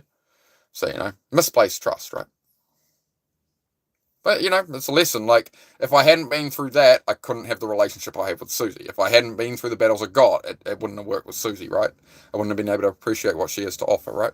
So, you can't help anybody who doesn't want to be helped. Many empty promises and heartache. That's it. And that's the problem of when you care, right? You try and save everybody else and that I have the same battle doing this YouTube as from depression and trying to end my life. Literally 2 years ago, 2.5 years ago, probably now, I tried to end my life. Right, literally here, I tried to end my life. To come from that and now make a channel where I'm trying to stop. I'm trying to find anybody who's struggling. I don't want them to feel how I did. I don't want it to go that far. I want to share any information I can. I want you guys to share any information you can, that you're comfortable with to help people. And we'll all actually build a community where it's not politics and the war and all the bullshit. It's, hey, how can we actually make life better, right? That's the plan behind the channel. Beyond that, I'm kind of winging it, obviously, right? I'm just a dude. The only difference between me and you guys is I've turned on the camera. The only difference is I've go live and let's talk about it and let's try. So it'll be what it'll be. But as you see, we're in a new category. This is my prime streaming time usually, right? Usually this would be 20 plus people, 25 people. As you know, about a month ago it was 25 people. Now it's 6 people, 5 people, 8 people. Because I've changed to the people in blogs category. Before I was in education. So, yeah. This is one of those difficult things of YouTube. I've changed category, and now YouTube's not sure who to send me out to, but it is the best category because I do so much varied content. We do talks like this about mental health, ADHD, depression, motivation, discipline, alcohol, all these things, right? And then I also do push-ups. I'm also building my house. I'm building a garage. We're playing with the dogs. We're at the beach. It's very much a vlog lifestyle, build your life with me type, let's all do it together type thing. It's hard for the algorithm to figure out what to do because people see me chat like this and then they subscribe and then tomorrow they come on. It's like, why is this guy doing push-ups? Or I've had a lot of comments like that where people say, so they'll literally say, oh, I'm unsubscribing because what is this channel about? It's a channel about everything. It's a channel about me. It's like the Truman Show. I just watched the Truman Show last night again, and it's very much like that. It's just a fly on the wall of I don't know. I don't know. It is what it is.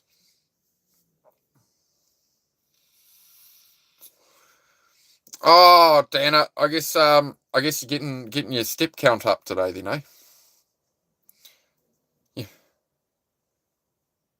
you missed the last bus for the night to get to the store and back. Oh. So now what? What do we do now, mate?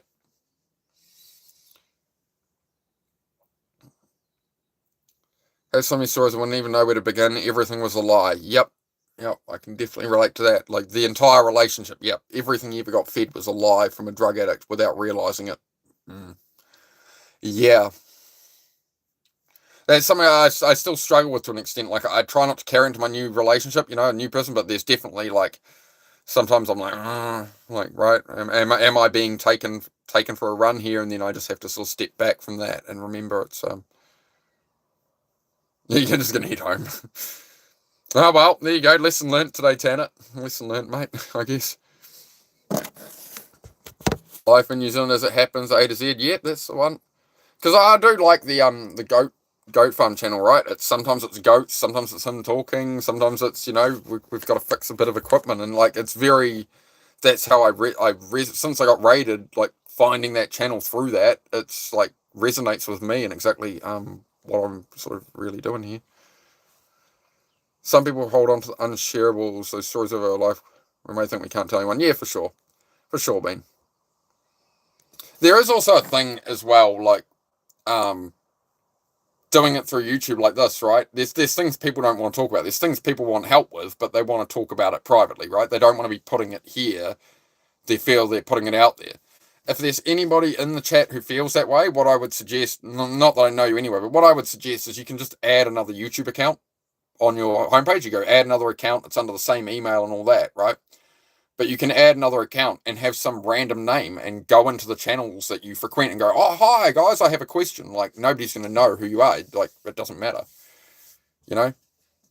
You can come in with your name as Bob12345, whatever, right? Obviously, if it's a troll, I'll ban them. But that's a good way you guys could ask questions if you feel you can't, you don't want to put your life out on a billboard and have it tied to you. Just literally make a new YouTube account and look up my channel and be like, oh, hey, I'm new here. And I'll answer it, right? So that is, I think, a way that people can, actually get help without, a therapist or whatever. Like, I think I've heard that before, that there's people that are like, man, I'd love to discuss some stuff, but I'm not going to do it publicly here. There's also some people who are in the background who just like the conversations we have, and through the conversations we have about alcohol and stuff, their questions get answered by proxy, right? So, I don't know. We figure it out. As I say, new YouTube channel. I'm pretty new at all this. Like I started streaming in August, right? But the reality is I'm just a dude going through life. And I hope I got 9 people watching me, right? I have to think of it this way. Like, there's 8 people here right now. So it's like me standing in a car park and I've got 8 people around me and we're having a conversation. Like, hey, I can't complain. And 28 people have driven by going, thumbs up, good on you, mate. So, you got to stay positive. Truly believe there is something we can learn from every good or bad experience. There's a purpose behind all of it. That's it, man. It's always in the journey, not the attainment. It's always, no matter what it is, no matter how bad it is, you learn something from it, right? Or you can learn something from it.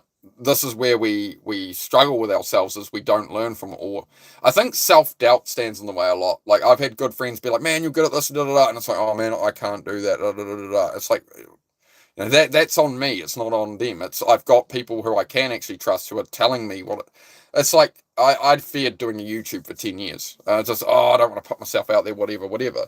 And as I talked with a good friend of mine, I said, I don't want to be fake on there and everybody's making all this entertainment and whatever and brain rot. I want to actually offer something of value to people. I want to actually, people, as you're spending their time is the thing of value to me. People spend their time on YouTube. Do I want to offer brain rot? Do I want to offer distraction? No, because it was all the distractions and YouTube and video gaming and stuff that meant I never did what I wanted in life, right? I never found my way. So, but at the same time, doing this, being real on here, people are scrolling looking for probably something different to this, right? Most people, right? But I'm not looking for most people. So the algorithm's going to take its time. I don't know. We'll see.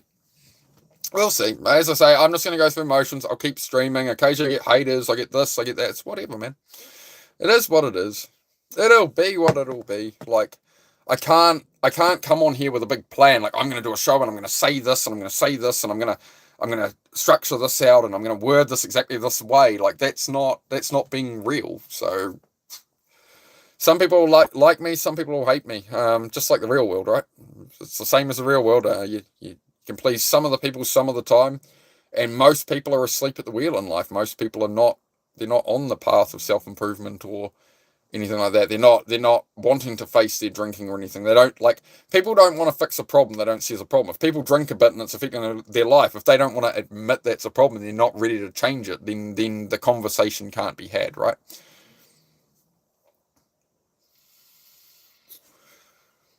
Later. So I broke one day and stopped calling, stopped caring, and the relationship hasn't been over for 35 years. Okay. I'll tell you a quick story. I was a mama's boy. I would call every day to see when she'd be home for about a year. Something similar happened with my mother about,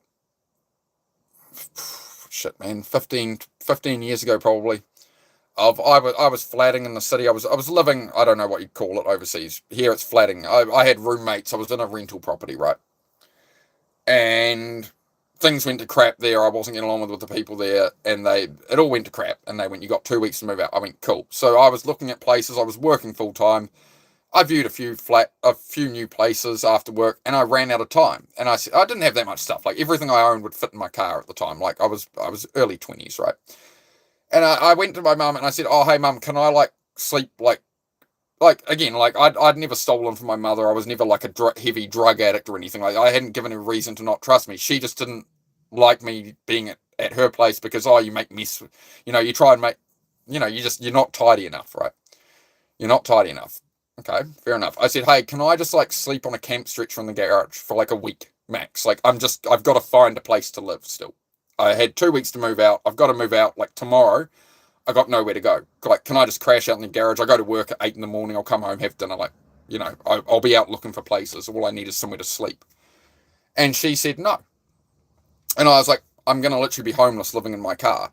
And she's like, well, maybe you need to learn that lesson. Maybe you need to go through that to understand you've got to stand on your own feet.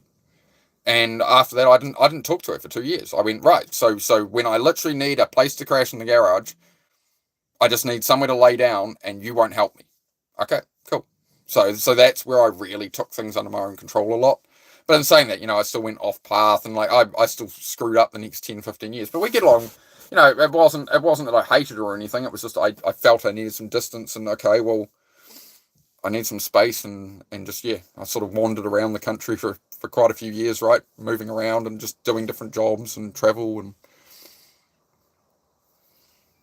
but yeah, that was a hard one to swallow then in my early 20s that no, you're not welcome, You find your own way because I'd moved out of a few places before and always found a place and she's like, you need to sort this out, you need to figure it out yourself, right?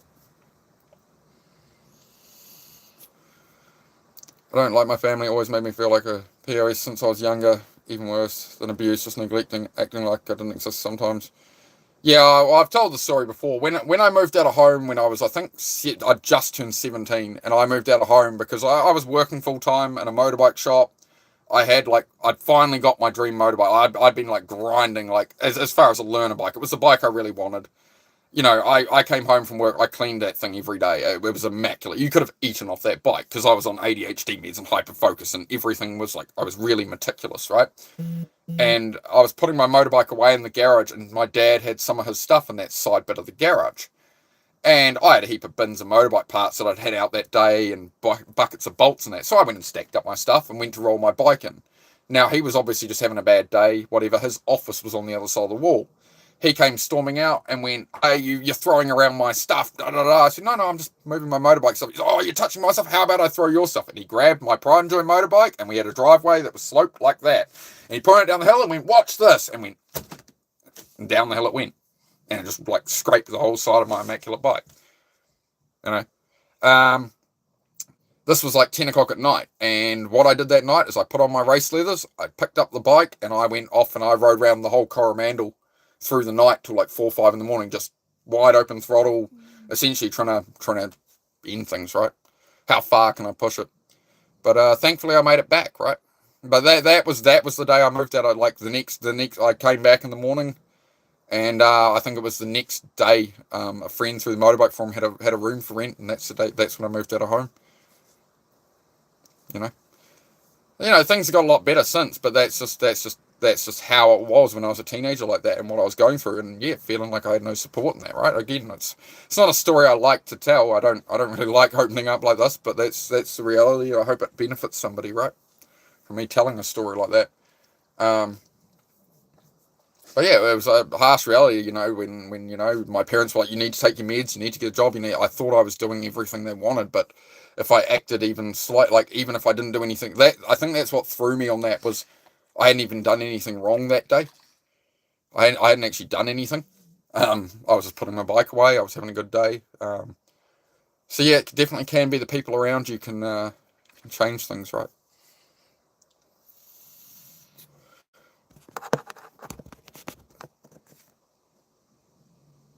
12 years old when this happened. Sorry guys, I will try to keep up the chat. Also caught her cheating on my dad, and I told him he's gone, she's still here, but I don't want her in my life. Yeah.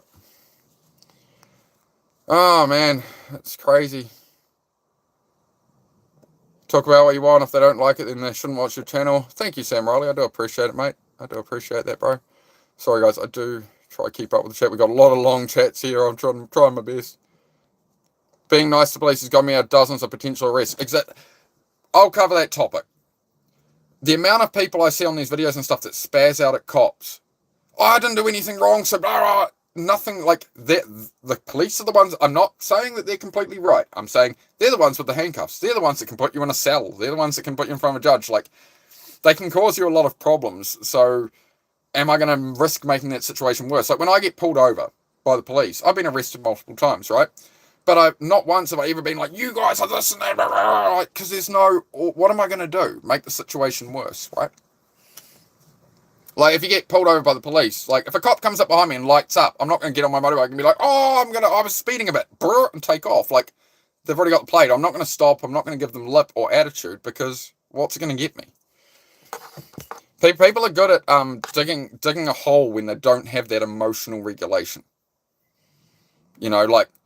And then you see all these arguments online about it, of like, oh, well, the cops were being unfair, whatever. Yeah, we'll sort that out. You sort that out later. But escalating the situation at the moment, it's like a family member will be getting arrested. The police have already arrested them. There'll be 5 cops there. They're arresting somebody at a scene. And the family will come in trying to punch the cops, trying to start a brawl, trying to start the shit. It's like, what is this helping? What is it doing? They're already being arrested. No matter how much you react, whatever, start a fight, yell, scream, they are under arrest. They are going in the police car. It's over, right? So you sort it out later. You sort it out at the police station. You bail them out. You whatever. But people are really good at like escalating situations in the moment just out of anger and stuff. And I understand the anger, but it's never going to serve, right? This is why it's really important to try and prove that. Negative people near you are like rotten fruit. If it's close to good fruit, it'll eventually spoil the good fruit. I like that, right? I'm gonna screenshot that. Actually, we're gonna do one better on that. I'm gonna screenshot that. I want to read that. I'm gonna put that in my notes in my journal later, but I will pin that as well. That's exactly it. They're like Jordan Peterson again talks about this, right? It doesn't mean you shouldn't help people when they're down, but you have to make sure you're looking after yourself, right? It's what I always come back to here. It's you've got to fill your own cup first, and then you pour the overflow to other people. All right. So it's like some days I won't stream. Like, this is where I struggle with a schedule for streaming and locking in. All right, guys, I'm going to be back in 2 hours exactly, and I'm going to schedule it. And I keep saying like that. Oh, guys, keep an eye out. I'm going to schedule the next live in 10 minutes, so you'll know when I'll be back in a couple of hours. But then it's like an obligation. It's like, with ADHD, it's like having an appointment at 3 p.m. It's like you kind of buzz around all day like, well, I can't be late for this thing, right? So I've had to learn with YouTube. I just sort of come on when I come on, and whoever's here is here. And I find that's been working a lot better, right? Super level head, man. You're very self-aware. Thank you, Ray. I appreciate that. I appreciate it. I try my best. I try my best, right? I view it as I'm just like a host on this channel, right? It's meant to be like a eliminate distractions, focus on your own life, and we all help each other channel. That's the idea of the channel here is no matter what I'm doing, it's to bring people on my journey and to talk about the stuff and a place where that it's not about politics and sports. I've seen a lot of streamers, they'll talk and they'll just talk about anything with anyone because it's getting them engagement or it's whatever, right? Whereas I'm here to be real and it's just, hey, we're talking about actually where most people are in life. I think it's going to change. I think the channel long term with the long content stuff over the next 10 years, I think this is where society will be going. As you know, AI cleans up jobs and this and that in the tech industry, and people are struggling, and the world changes, and it's just this endless AI slop and rage bait content, and like you see it with media and stuff now. People have had enough of the media; they don't give a crap about what Trump's doing, this or that or whatever, and that's what this channel is. Is it's like like screw the politics, all these things beyond your control. What can we control? How can we actually make our life better? The world, the economy's tight, the this, the that. This doesn't. What I found in self-improvement was it was all you're either broke or you've got to have a Bugatti and a private jet. And no. I don't think that. What do most people want? Am I wrong? If, let's get some feedback here. Am I wrong if I say most people don't want a lamp? Like you wouldn't mind a Lamborghini or Ferrari for a bit of a laugh, maybe. But like most people aren't aiming at that. Most of the billions of people on Earth are just trying to put food on the table. They're trying to pay their bills. You want to be able to get to the weekend and be like, oh man, like I can actually go to the beach. I can go hang out with my friends. Like just some breathing room would be enough. You know, am I wrong? Is it like the average person? What do you guys want? What content? Like, what are we trying to achieve here? Like, it'd be nice to own a house or something, whatever. But as you see, that's getting more and more unattainable, right? Like, BlackRock will own 60% of US family homes by 2030. That's what they're on track for. So how are you going to buy a family home? If by 2030, BlackRock, one company, are going to own 60% of US homes, how are you going to own one? So with that in mind, that doesn't mean, oh, screw it, I give up. It's, okay, well, what are my other options, right? What are my other options? What other paths can I go? You know, you can... For me, I'm trying to buy some land pretty far out in the country, and, you know, as long as I got a cabin and some water and, you know, some chickens, and I need a goat too. I need enough land to have some goats, some cows. Not wrong at all. All right. Yeah. Just my modest needs. That's a great way of putting it. Thank you for that. That's why I love to ask these questions, people. Thank you, Ray. Appreciate it. Thousands of problems unless it's your health, and then you have one problem. That's exactly it. Or even a family member's health, right?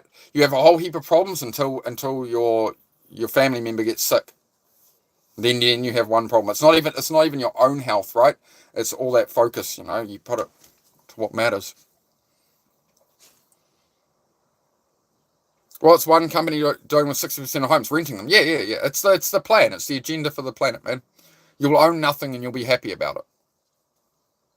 That's what they believe.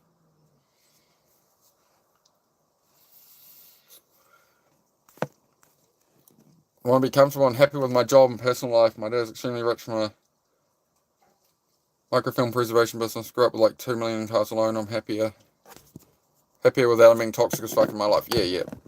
I've had to get rid of somebody I'd known for about probably 16, 17 years. He was a friend of mine.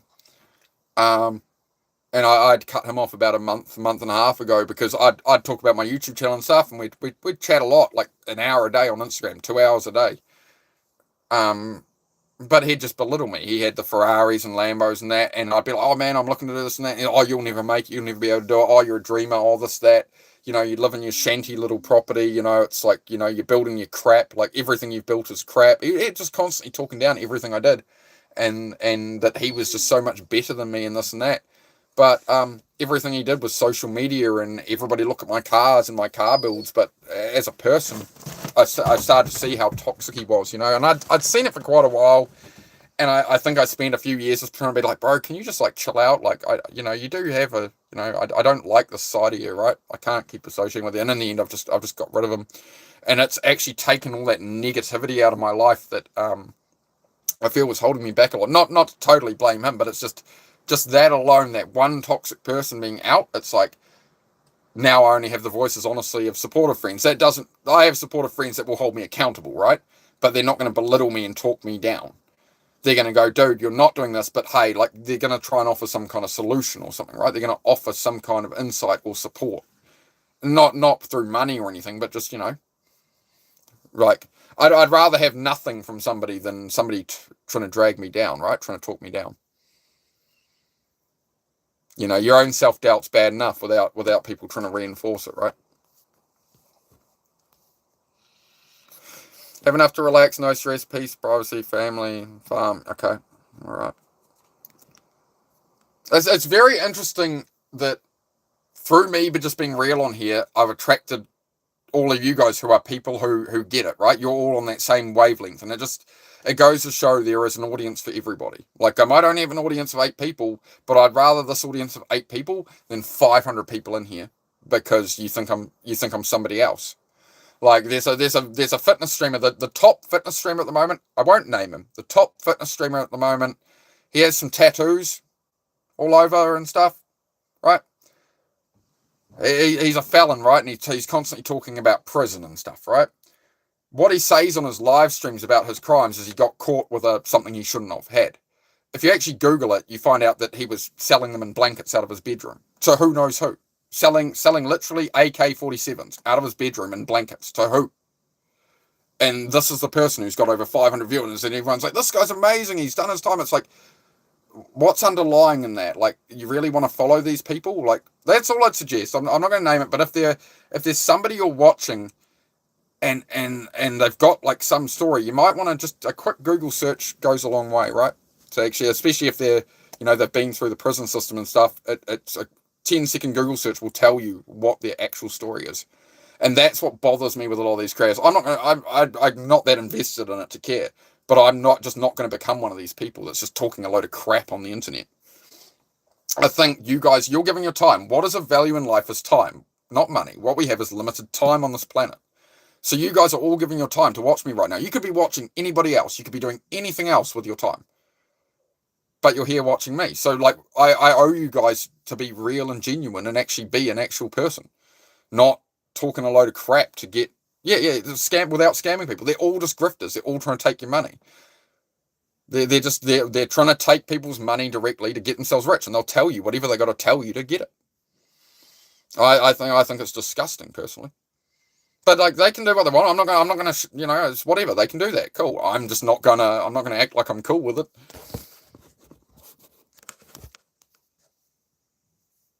But I think YouTube Live is shifting, or just society is shifting. That people over time, I think this channel will be the new way people want to view content. Is they want real people, they want real stories, they want actually to have a conversation, not to just be distracted by everything else. It's just a world of distraction, The more they have, the more they want. Brother makes like 500k a year. Your dad says he's still not good enough yet. You'll never be good enough for the wrong person.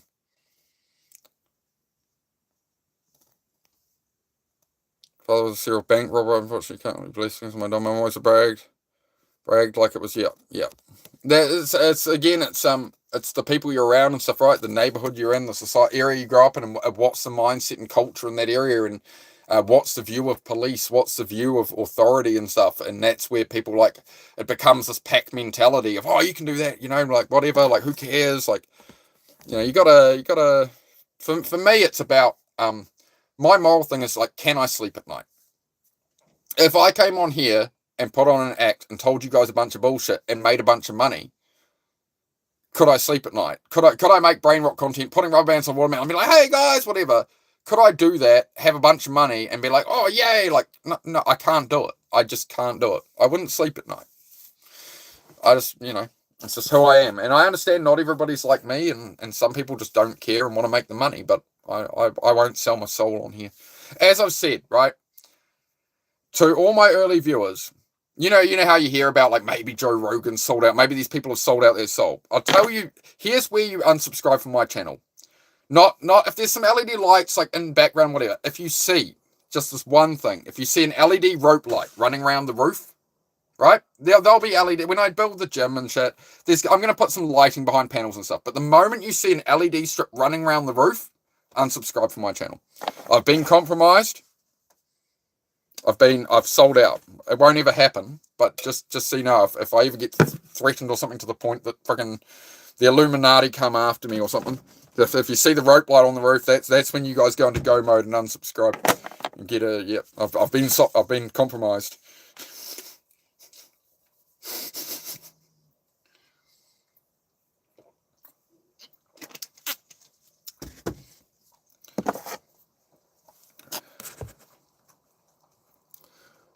Feel insane even telling the stories about my dad because I wouldn't believe it. Yeah. You feel crazy and yeah. I get that. You know, you tell a story and people go, surely it can't have been that bad. It's like, man, I'm giving you the condensed version. You know, but it's all right? The other thing about parents you have to understand is they only know what they know, right? Their parents taught them what they taught them. So it's like, with my parents, it was hard to explain that, like, how difficult it is to buy property now compared to what they did. Oh, we just made sacrifices and, you know, we didn't have lattes and this and that. And it's like, it wasn't until I actually pulled up the graph and the numbers of here's income versus house prices since the 70s. Here's food prices. Here's what it actually comes out to. And it was only when I actually showed them that information that they went, oh, like, that's the crap you're in. It's like, yeah, and you're saying you were struggling and had to sell your car and whatever to buy your first house and make sacrifices. Your income would have had to be 5 times the amount. You know? You know, that's what you needed at the time. For what I'm facing, I need to be able to, right where the point you were at when you bought a house, I need 5 times the yearly income to be able to do the exact same thing. And you're telling me there isn't a problem. You know, that's the reality. It doesn't mean it's impossible, but it also, it's, you know, is the juice worth the squeeze? I don't think it is for a lot of people anymore. Come here, puppy. What are you whining about? What do you want? What do you want? You can go outside for a minute. That's all right. Wait on. Sorry, guys. One sec. Go on. There you go. Go play. No, you can go out there on your own for a bit. Fine. Go occupy yourself. Go dig a hole or something.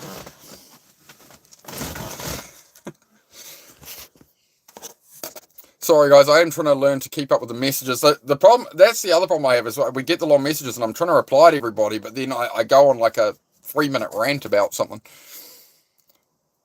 Better people get laid off in my life. I do evaluate friendships. I mean, the amount of times I've had to just cull everybody, like I did that with when I had Facebook years ago. There were a couple of times where I literally had like 1,000 Facebook friends. I cut it down to like 12. I just binned out everybody, and you know, people come, people go. Yeah, it's just the reality, right? Like a small circle to me. Like these days, I talk to my parents. I talk to my sister. My partner, I've got the dogs, and like, you know, occasionally I catch up with the neighbour or something, you know. I've got a couple of friends out this way. I've got a couple of friends down the city in Auckland I talk to online. I've got a couple of like 3 or 4 creators I talk to on Instagram that are other small channel people who I, you know, who I get along with. Hey, there are other small channel people who I get along with, and that's enough, right? I don't need like hundreds and hundreds of friends or like, you know, anything like that. Give me some good life advice. I just finished school and it feels strange. Ignore the opinion of anybody else. What is it you want to do? What is it you feel you should do? What is the dream you have that you feel is unattainable? Like, not I want to be an astronaut. What's something you actually dream of being, and a situation you dream of actually happening in your life, that when you're 80 years old, you're laying there, you're on your deathbed, man, I never had the guts to do that. That is the regret of people in old age. As they're laying on their deathbed, the biggest regret they ever hear is, I wish I'd not listened to the opinions of everybody else and I'd just done what I wanted to do. That's your direction in life, is to go on the journey. It's your life. It's your journey. Life is self-assignment. So it doesn't matter if your parents, your closest school friends, everybody doubts you and goes, no, you can't do that. It can't happen. If they're not going to support you, go after it anyway. Cut them off. Figure it out. That would be my advice. That if I could turn back time to leaving school and what am I going to do with life, ignore the opinions of, it doesn't, your own family are going to try and protect you because they're worried you might fail. I'll give you one last bit of framing on that. A prime example is people who work a normal job. They pick a safe job, it pays the bills, it whatever. These are the people who will go, oh man, you've got to go to college, you've got to this, you've got to that. Like, this is the path, right? And this will give you a stable future. That advice worked in the 1970s. That's the advice your grandparents gave to your parents, whatever. That used to work. That is not the future we're going into, right? So the people who work a 9 to 5, the people who are looking for the safety and the comfort, they're the ones who are going to tell you, I want to do this big crazy thing and start a business and do this or whatever, right? They're going to tell you not to do that. You should stay safe here. But what you need to understand is if you fail, they're already at your failure. You can go out there in their 9 to 5 job, whatever. You can go out and screw up your life for the next 20 years. And guess what? If it doesn't work, your worst case outcome is their reality. So you can either accept their reality now. They're trying to say, stay in the safe 9 to 5, live your life, stay here, this is safe. What if you fail? What if you da-da-da-da-da, right? Yeah, I'll completely fail. Cool. Well, I'll come back and I'll sit down and get a job like you've got. Your worst case of failure of trying life and trying to do something crazy, your worst case outcome of failure is already their reality. All the people who are doubting you and trying to play it safe, that's their reality. They've accepted that. That is going to be their life, right? So that's a really interesting way, I think, to look at it, to reframe it. Your worst case outcome of failing at what you want is their reality. So, but yeah, family, friends and stuff will try. They're trying to protect you. It's out of love, right? It might seem like hate. It might seem like they're trying to crush your dream, but they're just worried, right? They're like, you see it on Instagram and stuff all the time. These guys who their family, I'm going to make millions of dollars and this and that. Oh yeah, you'll never do that, da da da. And they come back and they go, no, I did it anyway, and that's how it happened, right? But if you base your life off the opinions of others, you're not living your life. You're living the life that society expects, your family, your friends, or whoever. You can completely change that whenever you like. We all die anyway. There's nothing to lose. You can't take any of it with you, etc. So what do you value? What do you want out of life? What experiences do you want to have? Most welcome for the advice. I hope there's something in there that helps you. Dad only came around when he chose to and really stirred up, then left. Went to court when I was 14, got permission to cut contact. Man, Tanner, you've had a heck of a journey, man. Well done, man. Well done, bro. And then you've got clean. I can't mention the stuff you mentioned, but you've got clean off the stuff you were on for years. You're incredible, man. You're incredible, bro. Like, you inspire me with that, bro. If you can overcome all that, face that. Canada loves you, New Zealand. What a beautiful country. Thank you very much, mate. I do appreciate it, Kath. Awesome.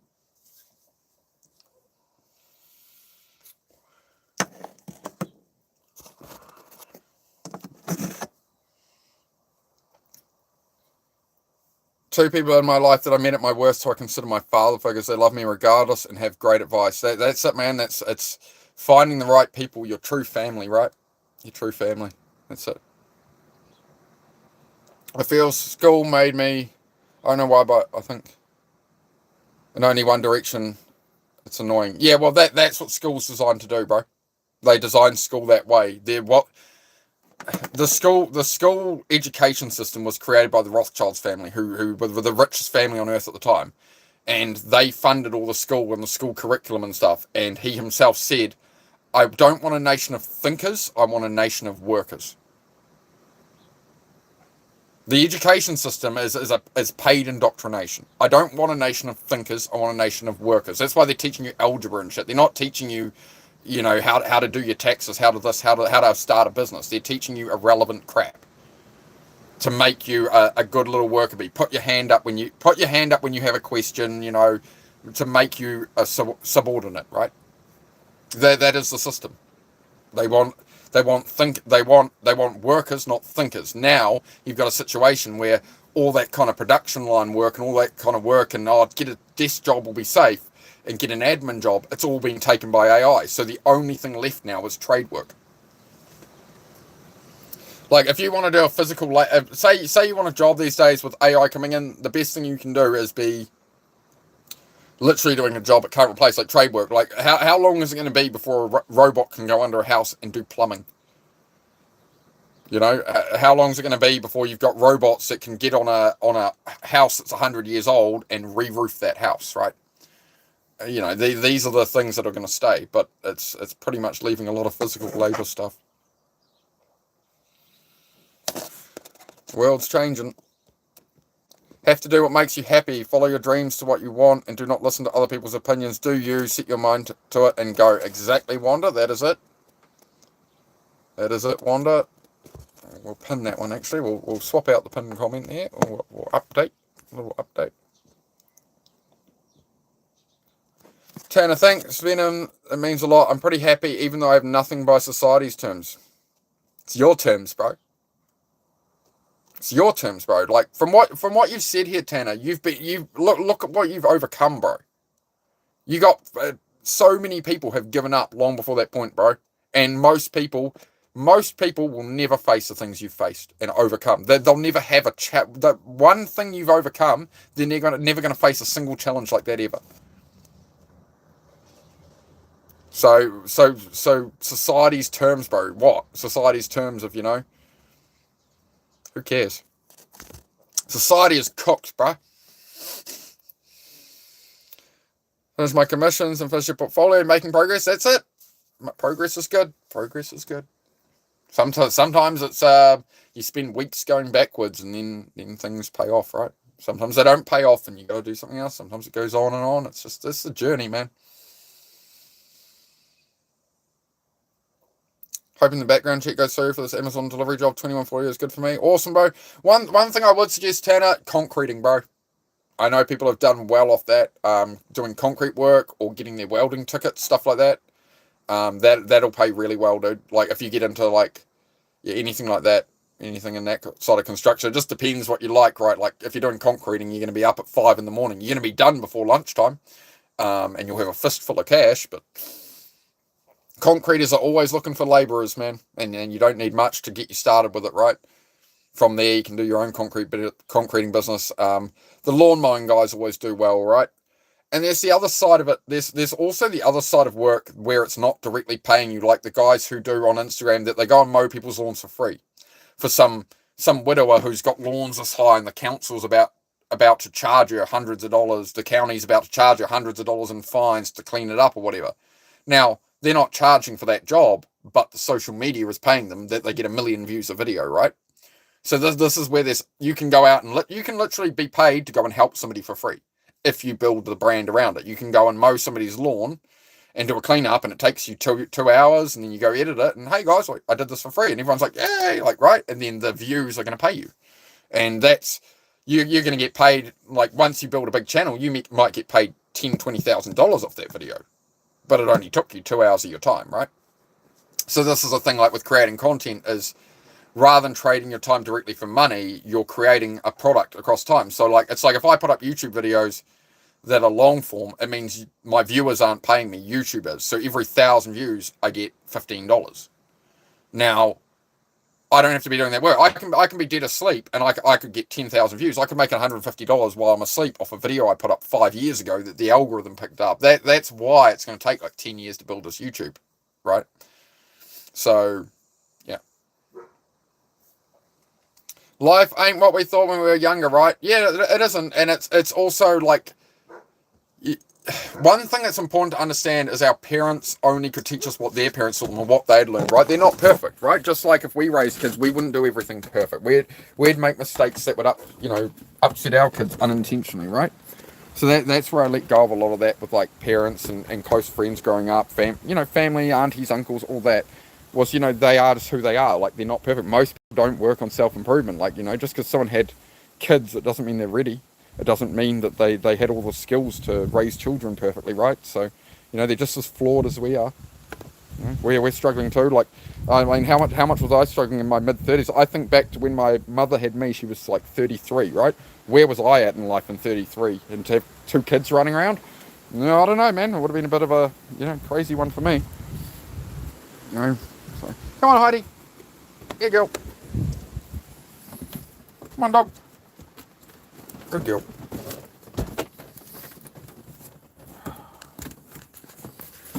But yeah, we are just having a chat, stream and hang out this morning. I've been in the garage all day yesterday, so Just take it up.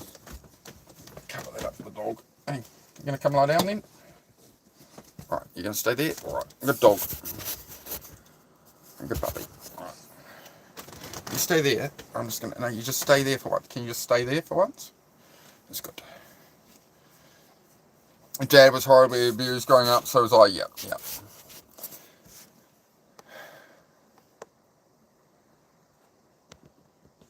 My name is the channel YouTube. Yeah, okay, like what? Yeah, I'll check it out. Because you did, what's the... You said you were doing, I think... I looked at your channel, I think yesterday or the day before. Like what I was looking at, I can't remember what software you used. Something we're getting with S or something, right? And it makes songs, right? Yeah, I had a quick glance at that. He was in kindergarten with Dahama. So might have just been poisoned in the classroom. I was, yikes, man. Oh, interesting. Yeah. It's difficult letting all that stuff go, right? It's your past is not who you are, and just trying to sort of accept that, hey, like, parents and stuff did the best they could, we're not perfect either. We've made mistakes. We've been difficult, and da-da-da-da-da. Where it comes from, sometimes with them, it's love, they want the best for you. The reason that family will doubt you and say, don't do that, is because they're worried that you'll get yourself in trouble. Not that they'll have to fix it, but they don't want to see you get hurt, right? Sonova, okay. Yeah. I'm not up to date on all this stuff with all the newest sort of apps and stuff that make music and all that. I'm starting to hear about them. But yeah, tech as always grows at a rate that I can't keep track of. No, I want to ride I just heard a motorbike go past. I want to ride my motorbike. There's another one. That's alright. The motorbike parts will show up soon enough. I am wondering if I just fix the 1400 bike, as much as like I started fixing up the 1200 bike and it does need fixing at some point. The new tyres for that 1200 are going to be $900. A new reconnecting. Sorry, we had a reconnect.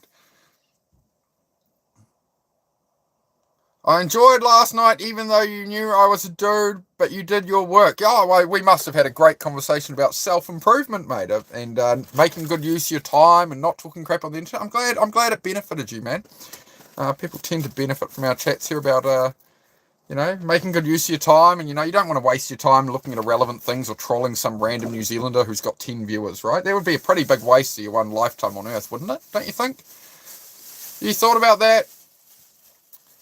Alakazam, have you thought about that? Have you thought about that you're going to be dead within like probably 40, 50 years left on Earth? If you say you're 20 years old, you got maybe, all things going well, you got like 60 years left on the Earth, right? So wasting your time trolling people probably isn't the best use of your time. Just saying, man. If you're actually looking to find some purpose in your life and something better to do with your time, you've found the right channel, but you're going to have to buck your ideas up. Why are you acting like you don't know me, dude? You don't know me, son! Who's gonna carry the boats? Who's gonna carry the boats? Yeah. Real much. Hey, Ma! We got chicken or what? Ma! We got chicken? One moment there, guys. I'm just gonna light an incense candle.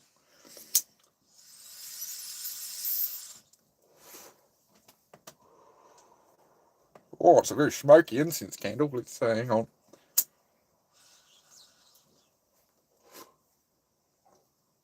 Yeah. Oh, it's nice, mate. G'day, JB. How are you, mate? Good to see you. Yeah, we don't do trolls here, bro. We don't do trolls. But hey, if you want to turn your life around, bro, if you want to find some purpose in your life or something, you are in the right place, man. But we do keep all that out of here. We don't do politics. We don't do trolls. We don't do any of that. We do self-improvement. I do body double streams. So like people who are hoarding. Like I have severe hoarding problems, right? I've been overcoming it like bit by bit for years, right? So like I'll do streams in the garage where I'm throwing out stuff, cleaning stuff and that, right? So if people are avoiding doing their dishes or cleaning out their garage or their bedside drawers or whatever, right? You've got somebody here doing it, right? But we have chats as well. We talk about ADHD, depression, anxiety, problems with drugs, alcohol, anything, right? And it just sort of, we just follow the journey of my life and talk about whatever, man. Hello, puppy. You need a pet, puppy. You're getting lonely. You need attention. You need attention. You need attention like that troll, eh? You just whining at me is the wrong way to go about it. But it is, you see, now I'm rewarding you for whining at me. Right? I know, puppy. I know. Life's rough. Yeah, going well, JB. Going well, man. Just day by day. Life. Yeah, man. Not too much pressure on myself. I saw your Mike Tyson push-up shot, bro. That was good form on that, bro. I like that. Come here, you noodle.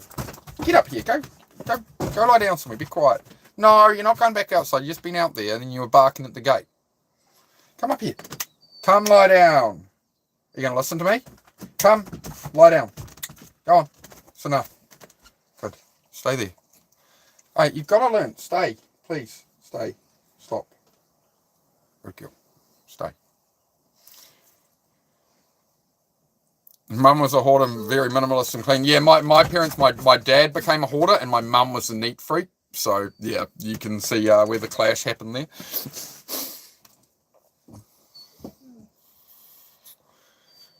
Honestly, I'm not clean, mainly because I'm always tired all day, probably depression. Yeah, as I say, warriors, bro, getting the movement is what's going to give you the energy. Like, I never thought I had the energy to work out. Heidi, bed. There's enough. Sorry, guys, I do have to correct the puppy sometimes. It is how it goes, but hey, as I say, you just give a firm word to her and she gets the idea. Yeah, so when I was always just messy all the time and stuff, bro, it was like, I don't know where to start. I'm overwhelmed. Like, I'd have all these reasons in my head, like, and it still happens now. I walk in there, I'm like, man, like, how am I ever going to get past this? And it's just one thing at a time, bro. Like, you don't need to, I think you can overwhelm yourself very easily, or we can overwhelm ourselves easily by seeing, like, too much at once, right? So you just want to hone in on, like, when I was really bad hoarding and stuff, it was just like, do a sweep of the room first. Literally, a garbage bag. Where is all the rubbish? Once you get the rubbish out, you'll find that's most of the problem. Like, for me, it was never, like, food waste and stuff. It wasn't, like, empty KFC packets and burger wrappers. It was just, like, car stuff and newspapers and stuff that come in the mail. Just all sorts, right? Just collecting too much stuff. And a lot of it was just disorganized. So a lot of it was car parts and stuff I needed, but it's sprawled everywhere rather than stacked on a shelf, right? So I'm still going through that right now with rebuilding the garage floors. It's going to allow me to put shelves and stuff around the edge. It's going to allow me to put a lot more stuff on the walls to actually get things put away. So we don't fall to the level of our habits. We fall to the level of our systems we've built under ourselves. So it's, if I have stuff in the garage, if I like all my electric drills and stuff, they just go on the bench because there's nowhere on the wall to put them. There's no cubby to put them in. So it doesn't have a place, right? So it just ends up in a pile. So there's a system failure. There's no system between me and, like, I can't have the good habit of I use a drill and I put it back in its cubby if it just doesn't have a cubby to go to, right? So it's about creating the systems that hold you up, you know? And then you can go, the better your systems are under you, the more you can go about your day to day. It's like, you know, if you're broke and you can't buy groceries, it's going to screw things up. If you've got $1,000 in your account and you can go and buy groceries each week and you've just maintained the system under it, the system of money is maintained, well, now you can pay your bills, you can buy your food, you can put gas in your car, right? So it always falls to the level of systems. No matter how much your intent is to have a good habit, it's about building the systems under you. That's what will hold you, right? But yeah, JB, love your content, man. I wish I could catch more. I'm streaming so much and stuff, bro, and honestly, when I'm not streaming, I'm trying to not be on my phone too much, because otherwise I get off stream here and I'm like, I'm going to take a break for a couple of hours, guys, and then I'm like going around to all the bros channels trying to support everybody, which I love to do, but at the same time, it's like then I've got to be careful that I then forget to eat, and then I just go live again after. I'm like, hey guys, and I haven't actually had a rest off reading chats and doing this, so I'm getting there. I'm finding, as I say, I find that balance, right? I'm building that balance of doing the streaming and day by day. But yeah, we got the big project on in the garage at the moment. We got the cabin project on. We got motorbikes build. I've got my truck to fix. I've got that project out there. There's a million things to do here, man. So I just stream what I can and bit of everything. And just remember, guys, like, if I'm in the background working on cars and stuff and you have a question about self-improvement, or you want to be having a conversation like we're having right now, you can have that when I'm leaning over a car or whatever, right? The chat can always be the same. It's just I'm not so here, you know, but You know, chat amongst yourselves and that. Keep the chat going for me. Show me some love. We nearly got 40 likes. There's 39 likes on my end. Thank you, guys. I do appreciate it. Done a couple of hours. Usually I don't do these long chats, guys, but honestly, like, just doing the mechanic stuff, I've done 3 days of that, of the body doubling in the garage. I've done 3 days straight of it, like 8 hours a day, and we have got 0 subs. I've actually gone down about 6 subs this week because people just unsub over time and whatever. But yeah, we've got nobody new coming in the door and staying, so we'll see. We'll see. It's definitely, these chats, I think, are a lot better at people getting to know me initially. So I think I still have to do these chats, and I do love doing them, but I can't be one of these streamers who sits here for, like, I've seen a lot of streamers do this, and they talk about self-improvement, they talk about growing their life, and they talk about all the work, but then they're sitting like this for 4, 5, 6 hours a day, and, like, I'm trying to limit that down and mostly be streaming the actual work, right? So these streams that I hook you in to the message of the channel, and I'm just going to reel you in there, all right? And then you got to come along to the other crap, all right? The actual doing the work part, the actual not just talking about it. So it's hard enough to reel you guys in, just the talking about it and trying to have that message. Then dragging you to the garage, like, come on, guys, I know I'm asking a lot. So there are some people doing it, though. There are some people making great improvements. You could be one of them. You could be one of them. Mandy's doing fantastic. Honestly, wish I could just press a button and be born again with a different start in life, man. Warriors, you got to drop that, bro. I'll tell you what, like, I got a love for you, man. You've been here a while, right? And I'm not being a dick or anything. You've got to drop that, bro. Because you can't move forward if that's in your head. If you're wishing things have been different, you wish you had a fresh start, you wish, you've got to come to reality, bro. Now, how do you solve these problems in reality? I wish I could turn back time. I wish things had been different. The past is the past, man. It is what it is. Like, are you going to turn it to your benefit or go the other way with it? Are you going to let it hold you back? Or are you going to be like, man, I survived all of this. Most people never face all this, right? The reframe is most people never face challenges like this. I've been through so much more than everyone else, right? That makes you want to restart, and you want, like, the better foundation you think other people had. If I just had a start like these people, I'd be better. Would you, though? It's your story is what makes you, bro. It doesn't make you who you are in a negative way. It's an opportunity to, you've had all these lessons, you've learned that, right? Cut that off now, right? That's the past. I know where it goes. I've learned so many lessons there. That means I have some frame of reference and I know what I want. But you can't want to change it. The past is the past. The past is gone. We're in the present and the future is coming. What are you going to do now that's gifts to your future self? That's why it's called the present, right? The present is a gift to your future self. So what are you going to do for yourself today that's going to pay you off later? Like, if I go do push-up, if I don't work out for 6 months and I go do push-ups once, I'm not going to see an effect. If I go do push-ups every day for a week, I'm not going to see much effect, right? I'm mostly just going to be sore, but I'm not going to have a visual gain of it, right? But in future, if I do that every day for a year, I'm going to have the physique I want, right? It's investments over time in yourself. As I say, go put just 10 minutes at something that's progressing, but there's no point staying in that past wishing it was different. That's actually your toolbox to work from, man. You know, you've overcome every battle you ever faced. So what's going to stop you, bro? If you could overcome all of that and you've beat all of that and you're still here and you're still fighting, what can't you do, bro? You know? Change the language. When you start having those thoughts in that way, you've got to understand, tell them to shut up. Tell that voice to shut up. That's saying, I wish my past was different. I wish, if only. What can you actually do? Aim at something that you actually want, and that's going to shift you completely. You know, the moment you feel yourself going back that way, no, we're going here next. This is where we're going. It's the future. This is where we're going. We can't change the past. It's cool. You know, the past is only a reference point of what you're, okay, well, you know, I got to be careful of this, but I can do this, right? You just factor it in, you know. It's experience, bro. You got way more experience than most people got. It's not a negative past.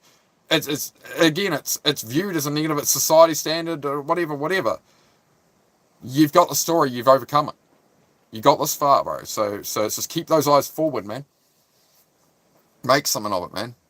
I definitely like Warriors. I think Warriors is gonna really turn his life around, to be honest. Just believe in yourself, man. I do remember all the stuff you say, bro, and You're there, man. You're there. You're fucking. Warriors is the right name, bro. You are a fucking warrior, man. You are a fucking warrior, bro. I feel it. You know. And like Bear's turned his life around here in what, a week? You've been here less than 2 weeks, Bear, right? And we've really helped Bear, I think.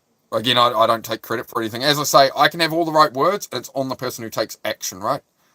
It's on the person who takes action. So Bear was just, he needed to do some cleaning up at home and stuff, and it was just like, just go put 10 minutes at it. If you don't feel like after 10 minutes, just walk away. Just focus on one thing at a time. It's like me, I don't want to unscrew 100 screws out of the garage floor. But if I do one screw at a time, all right, where's the next screw? Where's the next one? It's just that what's that next little thing in front? Follow the breadcrumbs, man. Follow the breadcrumbs rather than worrying about your whole existence and where you're going to be in years in the past. It's what can I do right now? Task, right? And then, stop and give yourself a rest every once in a while. Pat on the back and that. Wisdom, strength, calm, and self-reliance. That's it. So, like, I have to keep myself in this calmer state. So if I'm working hard and I start to sweat and get worked up, and that's usually when I'll shut off the streams after a couple of hours and I'll go calm down and reset and just chill and have a coffee and stuff, right? I'm trying to keep myself in that, state, because you cannot make good long-term plans in life in a heightened emotional state. You're in fight or flight, right? You can't, this is why people suddenly punch a cop in the face and get dragged to jail or something, right?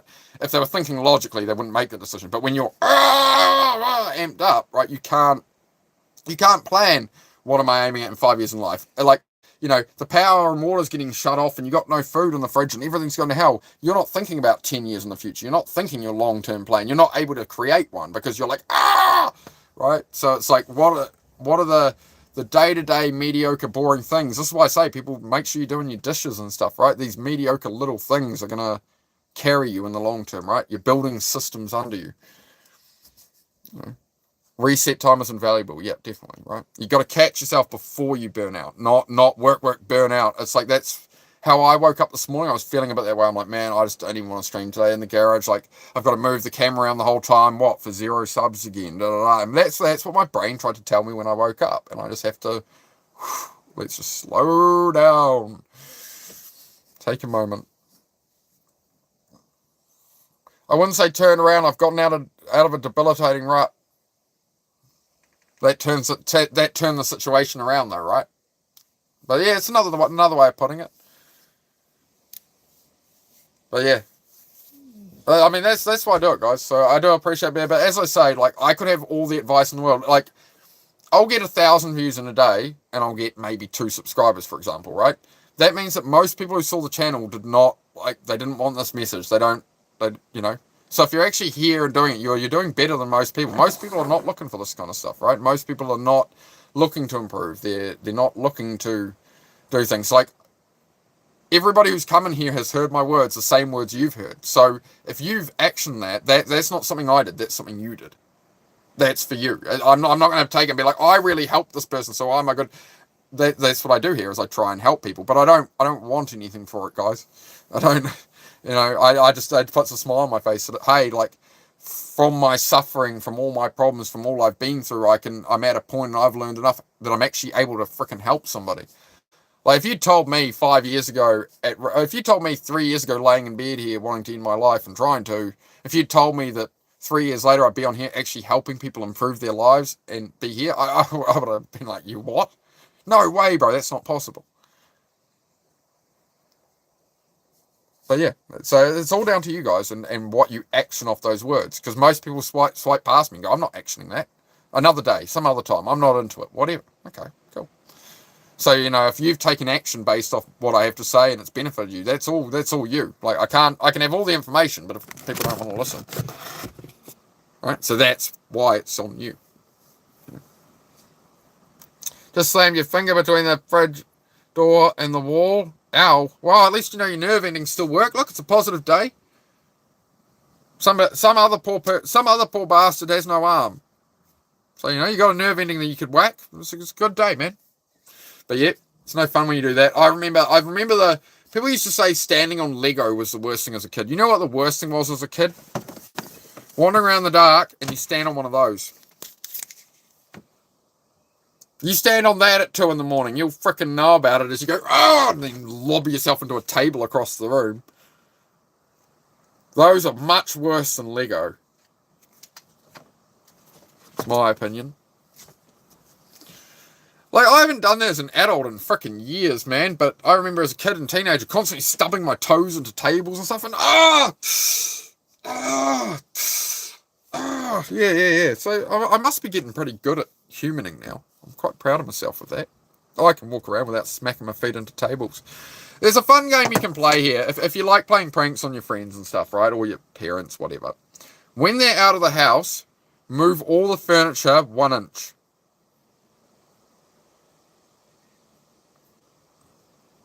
So you move the TV table, move everything 1 inch sideways, so the room still looks in proportion, but it doesn't quite feel right, and then they'll wonder why they start smacking their toes and smacking their knees on everything. They got to sit down, they half catch the arm of the chair, and it's the way humans center a room. That's a good one to do sometimes to friends. Just move everything just that far in the entire room. The coffee table, the whole lot. Move everything 1 inch. Enjoy. Is that too mean? I've only done it a few times. It's even better when you never even tell them.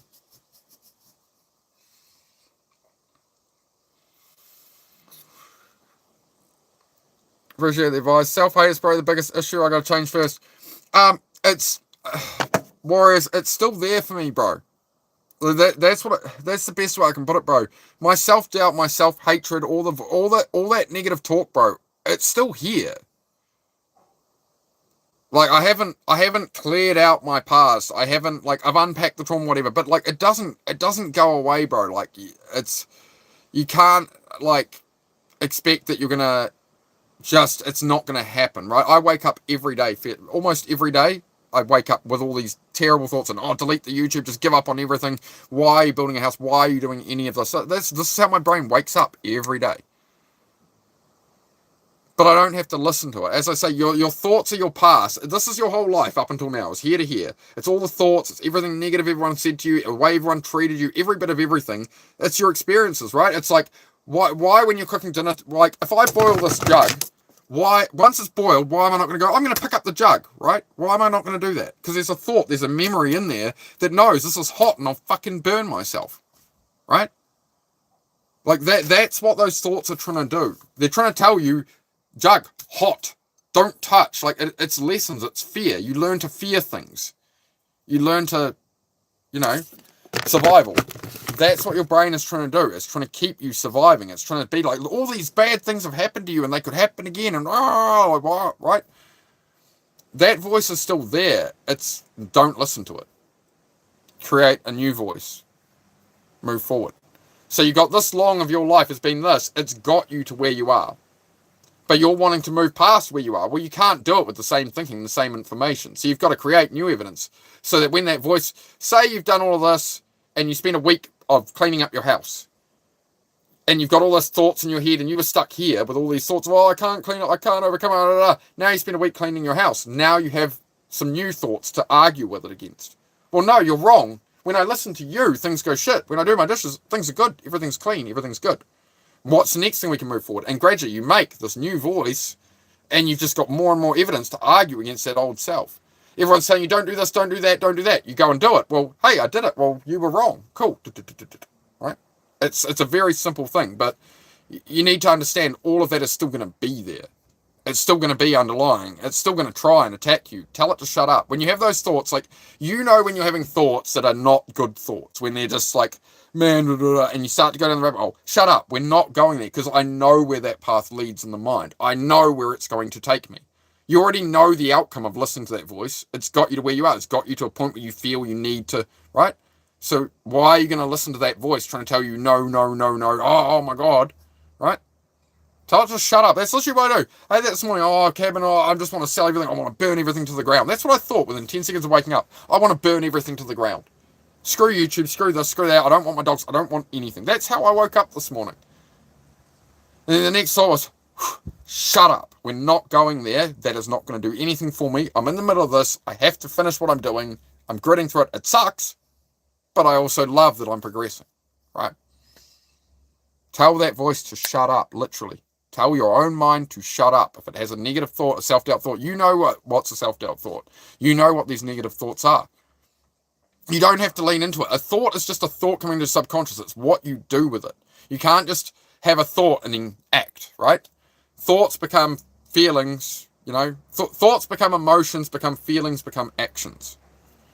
Thought, you have the thought, you feel it, or emotion, right? Then action. It's like, if you're feeling like, oh, I can't do anything, you have a thought, I can't do anything, versus shut up, let's have a thought, what can I do? Okay, well, what can I do? Cool. Then you're going to take an action in that way, right? Small steps. It's the smallest breadcrumbs. It's 5 minutes here, it's 10 minutes there. That's all it is.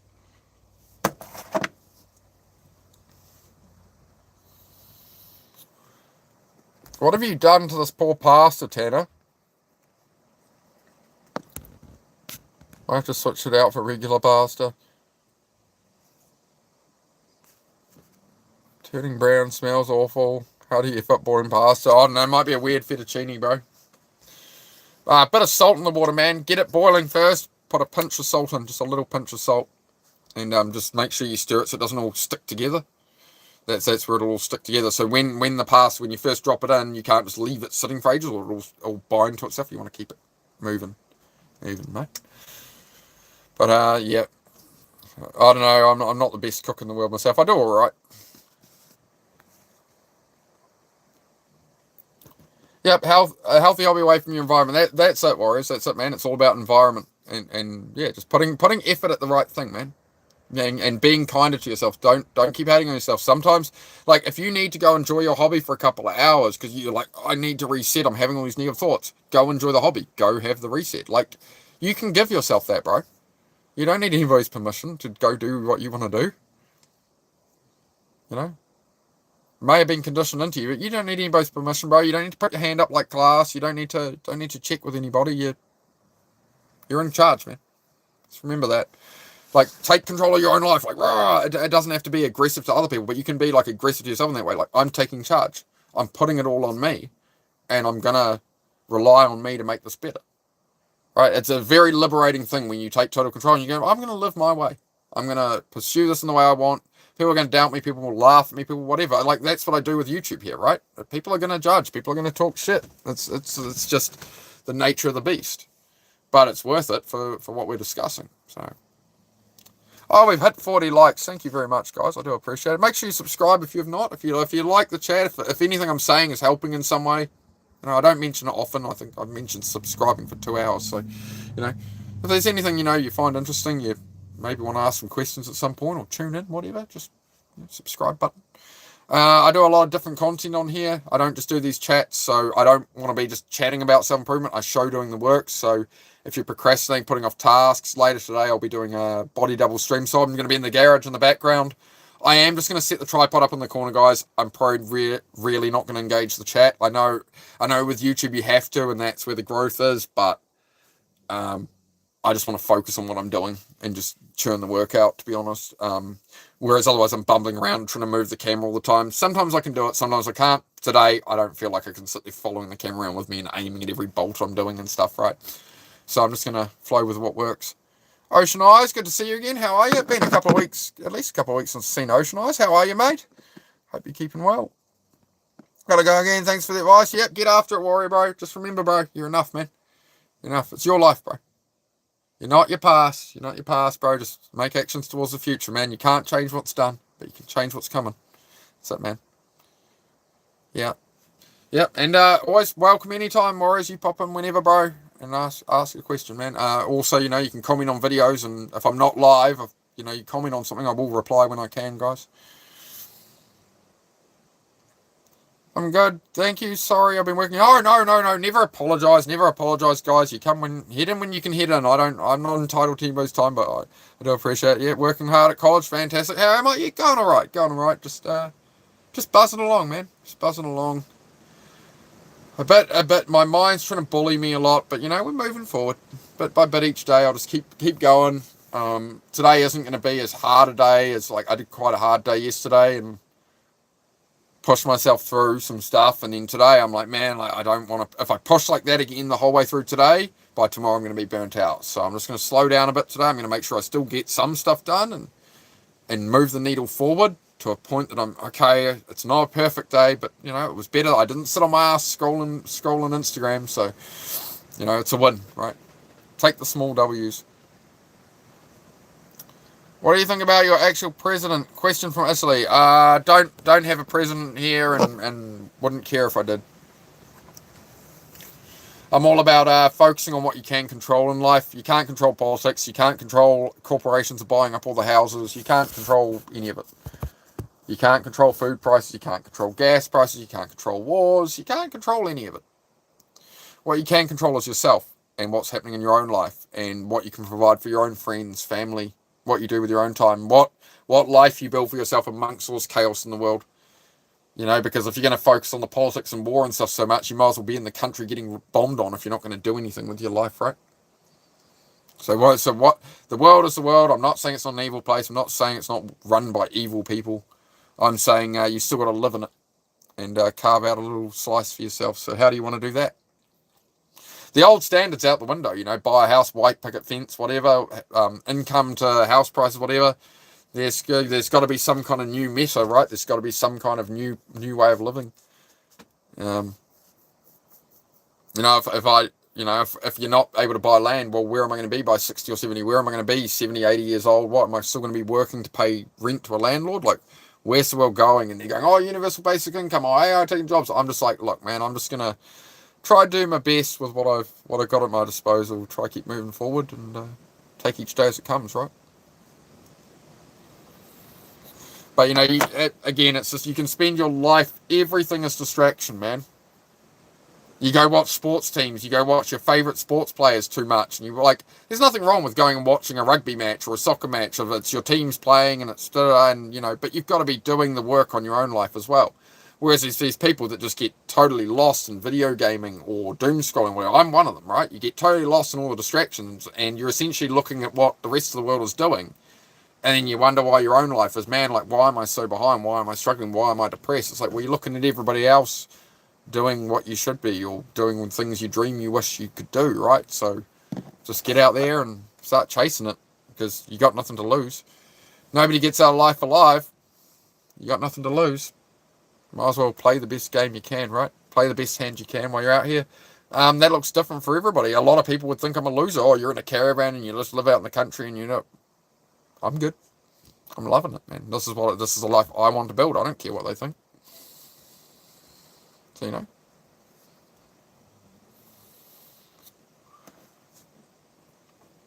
3 of my 4 friends live with me. My friends' kids, nice. Yeah. Build the circle you want. Build the life you want. But if you're going to go out protesting this and that and whatever, and what control do I have over what the US president says? Who gives a shit? Oh, but he said this and blah blah said this and they might this and the Strait of Hormuz. I don't care, man. I got my own problems. I've got my missus to look after. I've got dogs to look after. I've got a house to build. I got cars to build. I got my own debt and stuff I'm trying to get out of. I got my own problems, man. All right. So that's what it is. It's all to distract you from actually having a life. The best way I heard it put a couple of weeks ago was all politics is rage bait. They rage baited an entire planet. And everybody's talking about what happens on the island in politics. They've rage baited an entire planet successfully. And made it so you live out your life and you eat the crap food and you're depressed. You work as a slave, you come home, you eat, you sleep, you wait, brain rot yourself. And now, well, guess what? Now you're not making problems for the system, are you? You're just a cog in the machine right where they wanted you. And people are like, I'm aware of this and they're evil and they're this and they're that. And it's like, right. So you're playing into the distraction. Either way, they win. It's like clicking on it's being rage bait content that you see some person that's done something and it makes you so angry and whatever. Like, that's all they're trying to do. If you weren't looking at that and you weren't angry with that, you'd be out washing your car. You'd be out, doing some gardening. You'd be feeding a duck. I don't know. Whatever makes you happy, right? But why are you going to pick all this bullshit over actually living your life? Why are you going to spend your time on all that? Life got you down, grab a Snickers. Yeah, you're mean when you're hungry, right? I'm mean when I'm hungry. I get hangry very easily. I got to remember to eat or I get hangry. So anyway, I got my juice. The juice.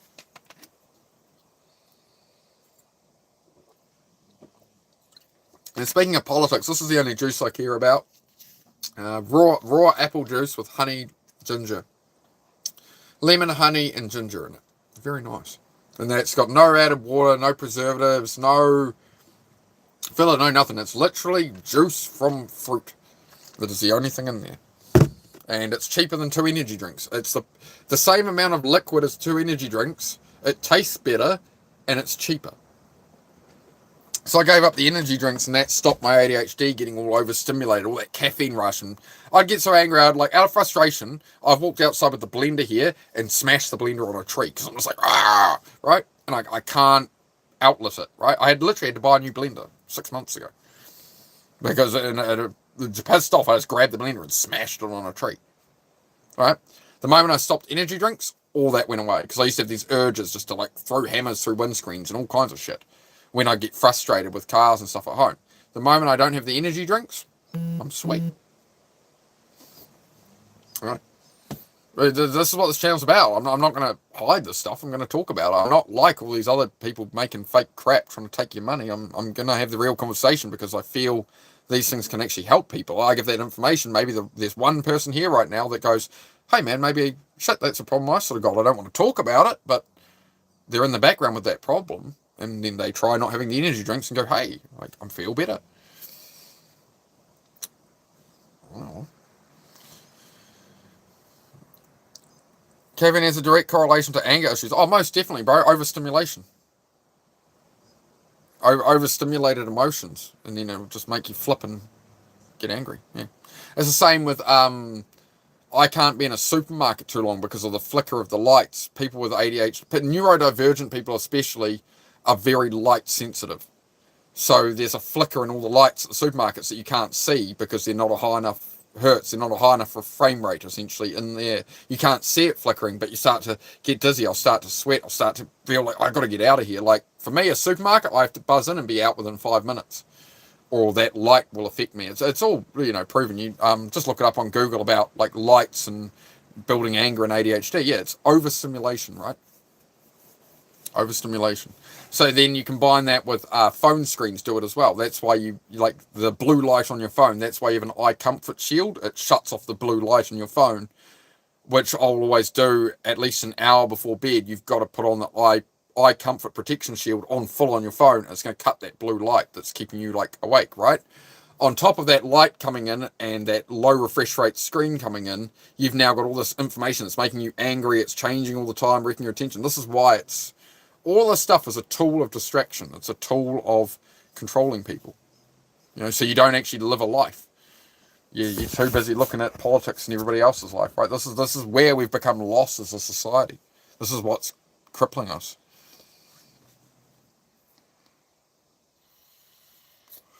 Cheap dopamine, blue light is very much needed for waking up in the morning. Yeah, exactly. It's an artificial version, right?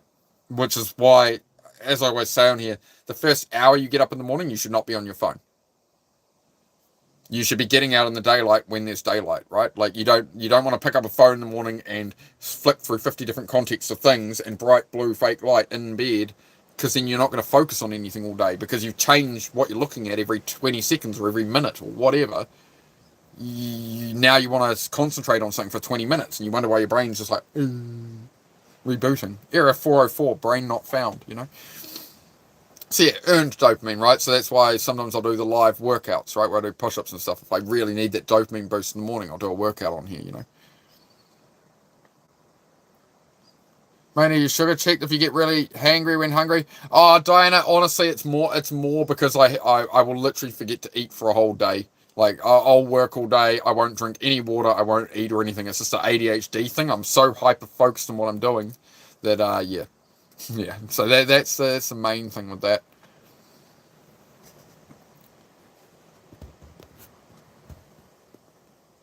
There are blue light glasses. Looks cool to have glasses too. I got a reason now. I just get sunlight and get actual natural light. Like that's how you reset your circadian rhythm from bad sleep, right? You need to wake up in the morning and then get natural light in within like 5 minutes. So your brain's like, oh, it's daytime. This is when we wake up, right? And within a few days, you can change from waking up at 10 a.m. or 3 p.m. Like I used to video game till 3, 4 in the morning. Right? I was world number 2 in the biggest driving game in the world, right? But it was a waste of my time. It didn't get me anything in the real world. But I'd stay up till 3 in the morning gaming and stuff. And then eventually when I wanted to reset out of that, what I did was I pulled an all-nighter. I stayed up that whole next day. I literally had like 3 energy drinks and stayed up until by 8 p.m. I could not stay awake any longer. Then I slept. Then I was up at 8 in the morning. Then I just started dialing it back, right? But it's about getting that natural light in. And then at night, like, once it gets dark and you want to sleep by 10, it's like you should have your phone on like comfort shield. You should have watch something that's more of a show or something more calm and stuff to wind you down, that's how you're going to reset that. The sleep is everything, man. If you don't get the sleep right, you're fucked.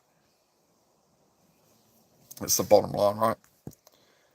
You can tell I have a bad temper. Oh, most definitely, man. Most definitely. I have a hell of a temper. That's why I have to learn to control it. Dog just bumped my elbow. Thanks, dog. Dog bumps my elbow and nearly smashes my freaking drink into my mouth. She did it the other day with the stainless coffee mug. Nearly chipped my tooth. Hey. Yeah. Of course I know, bro. It's called self-awareness, bro. Do you think you don't have anger issues? You think you don't have shit?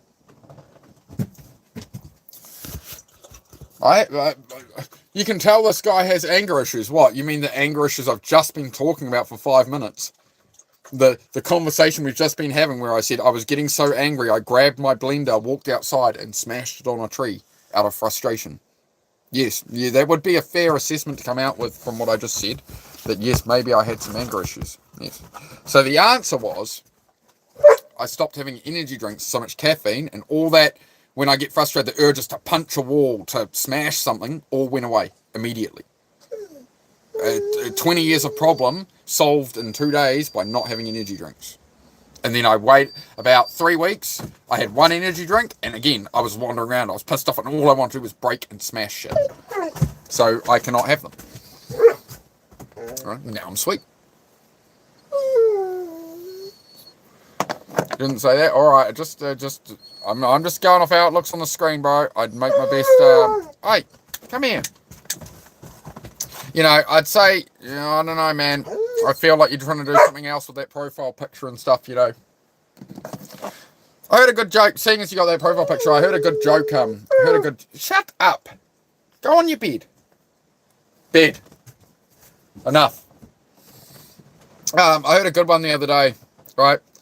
If everyone's worried about AI taking over the world, think about what we do at the moment. We look at its art and we laugh at it. All AI wants to do is make nice, pretty art, and we laugh at its art.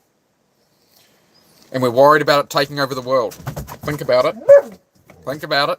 It happened in the 40s. There was somebody who everybody didn't like their art, and look how that went. And now AI, we're laughing at its art. So there's a little project for everyone.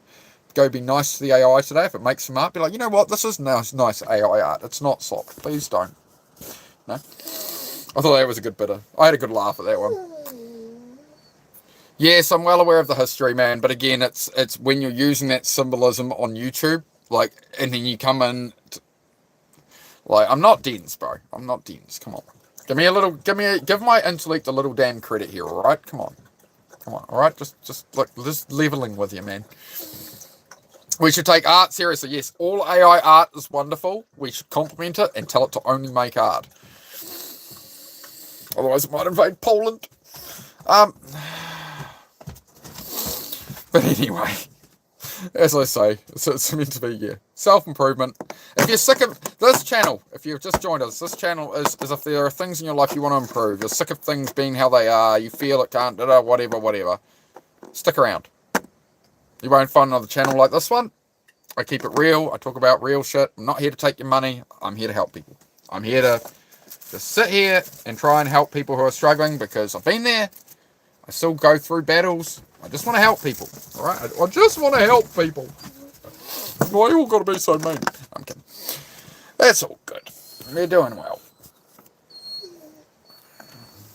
That's why I show up. Thank you, Diane. I appreciate everybody who shows up. And whenever you can, you know, if you miss a stream, it's all right. It's all right. A lot of people apologize. What's your problem? There was 2 inches thick of water there a minute ago. Ah, more. There's still some in there. You just want to go out there.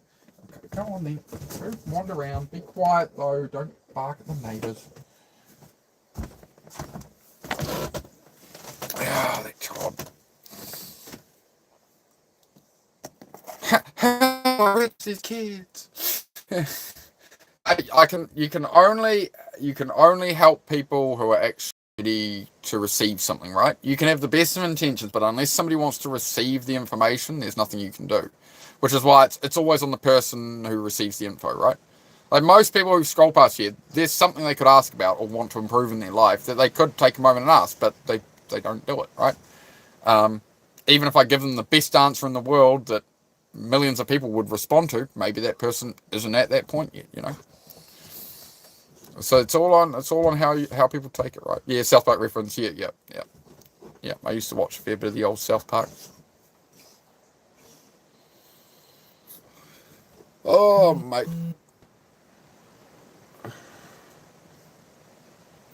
Yeah. All right, guys. Well, I'm going to wrap up the stream. I've been on here 2 hours 40 minutes. I'm going to do the chats like this, honestly, like once, twice a week, maybe.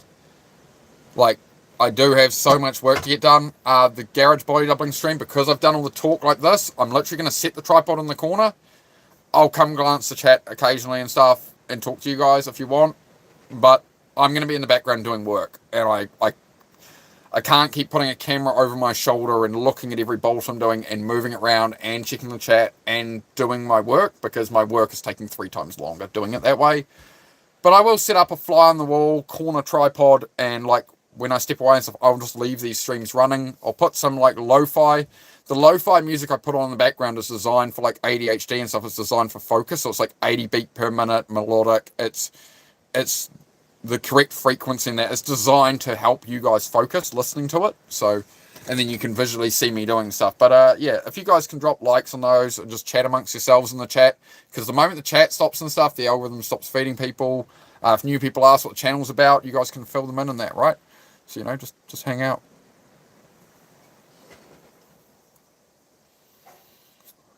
Yep. All right, Kendall's just popped in there. Yep. So I'll do a stream in a bit. Once I get down the garage, that might be 5 minutes away. It might be 2 or 3 hours. I'll see how I go. Just see what's happening. But yeah, I'll be on.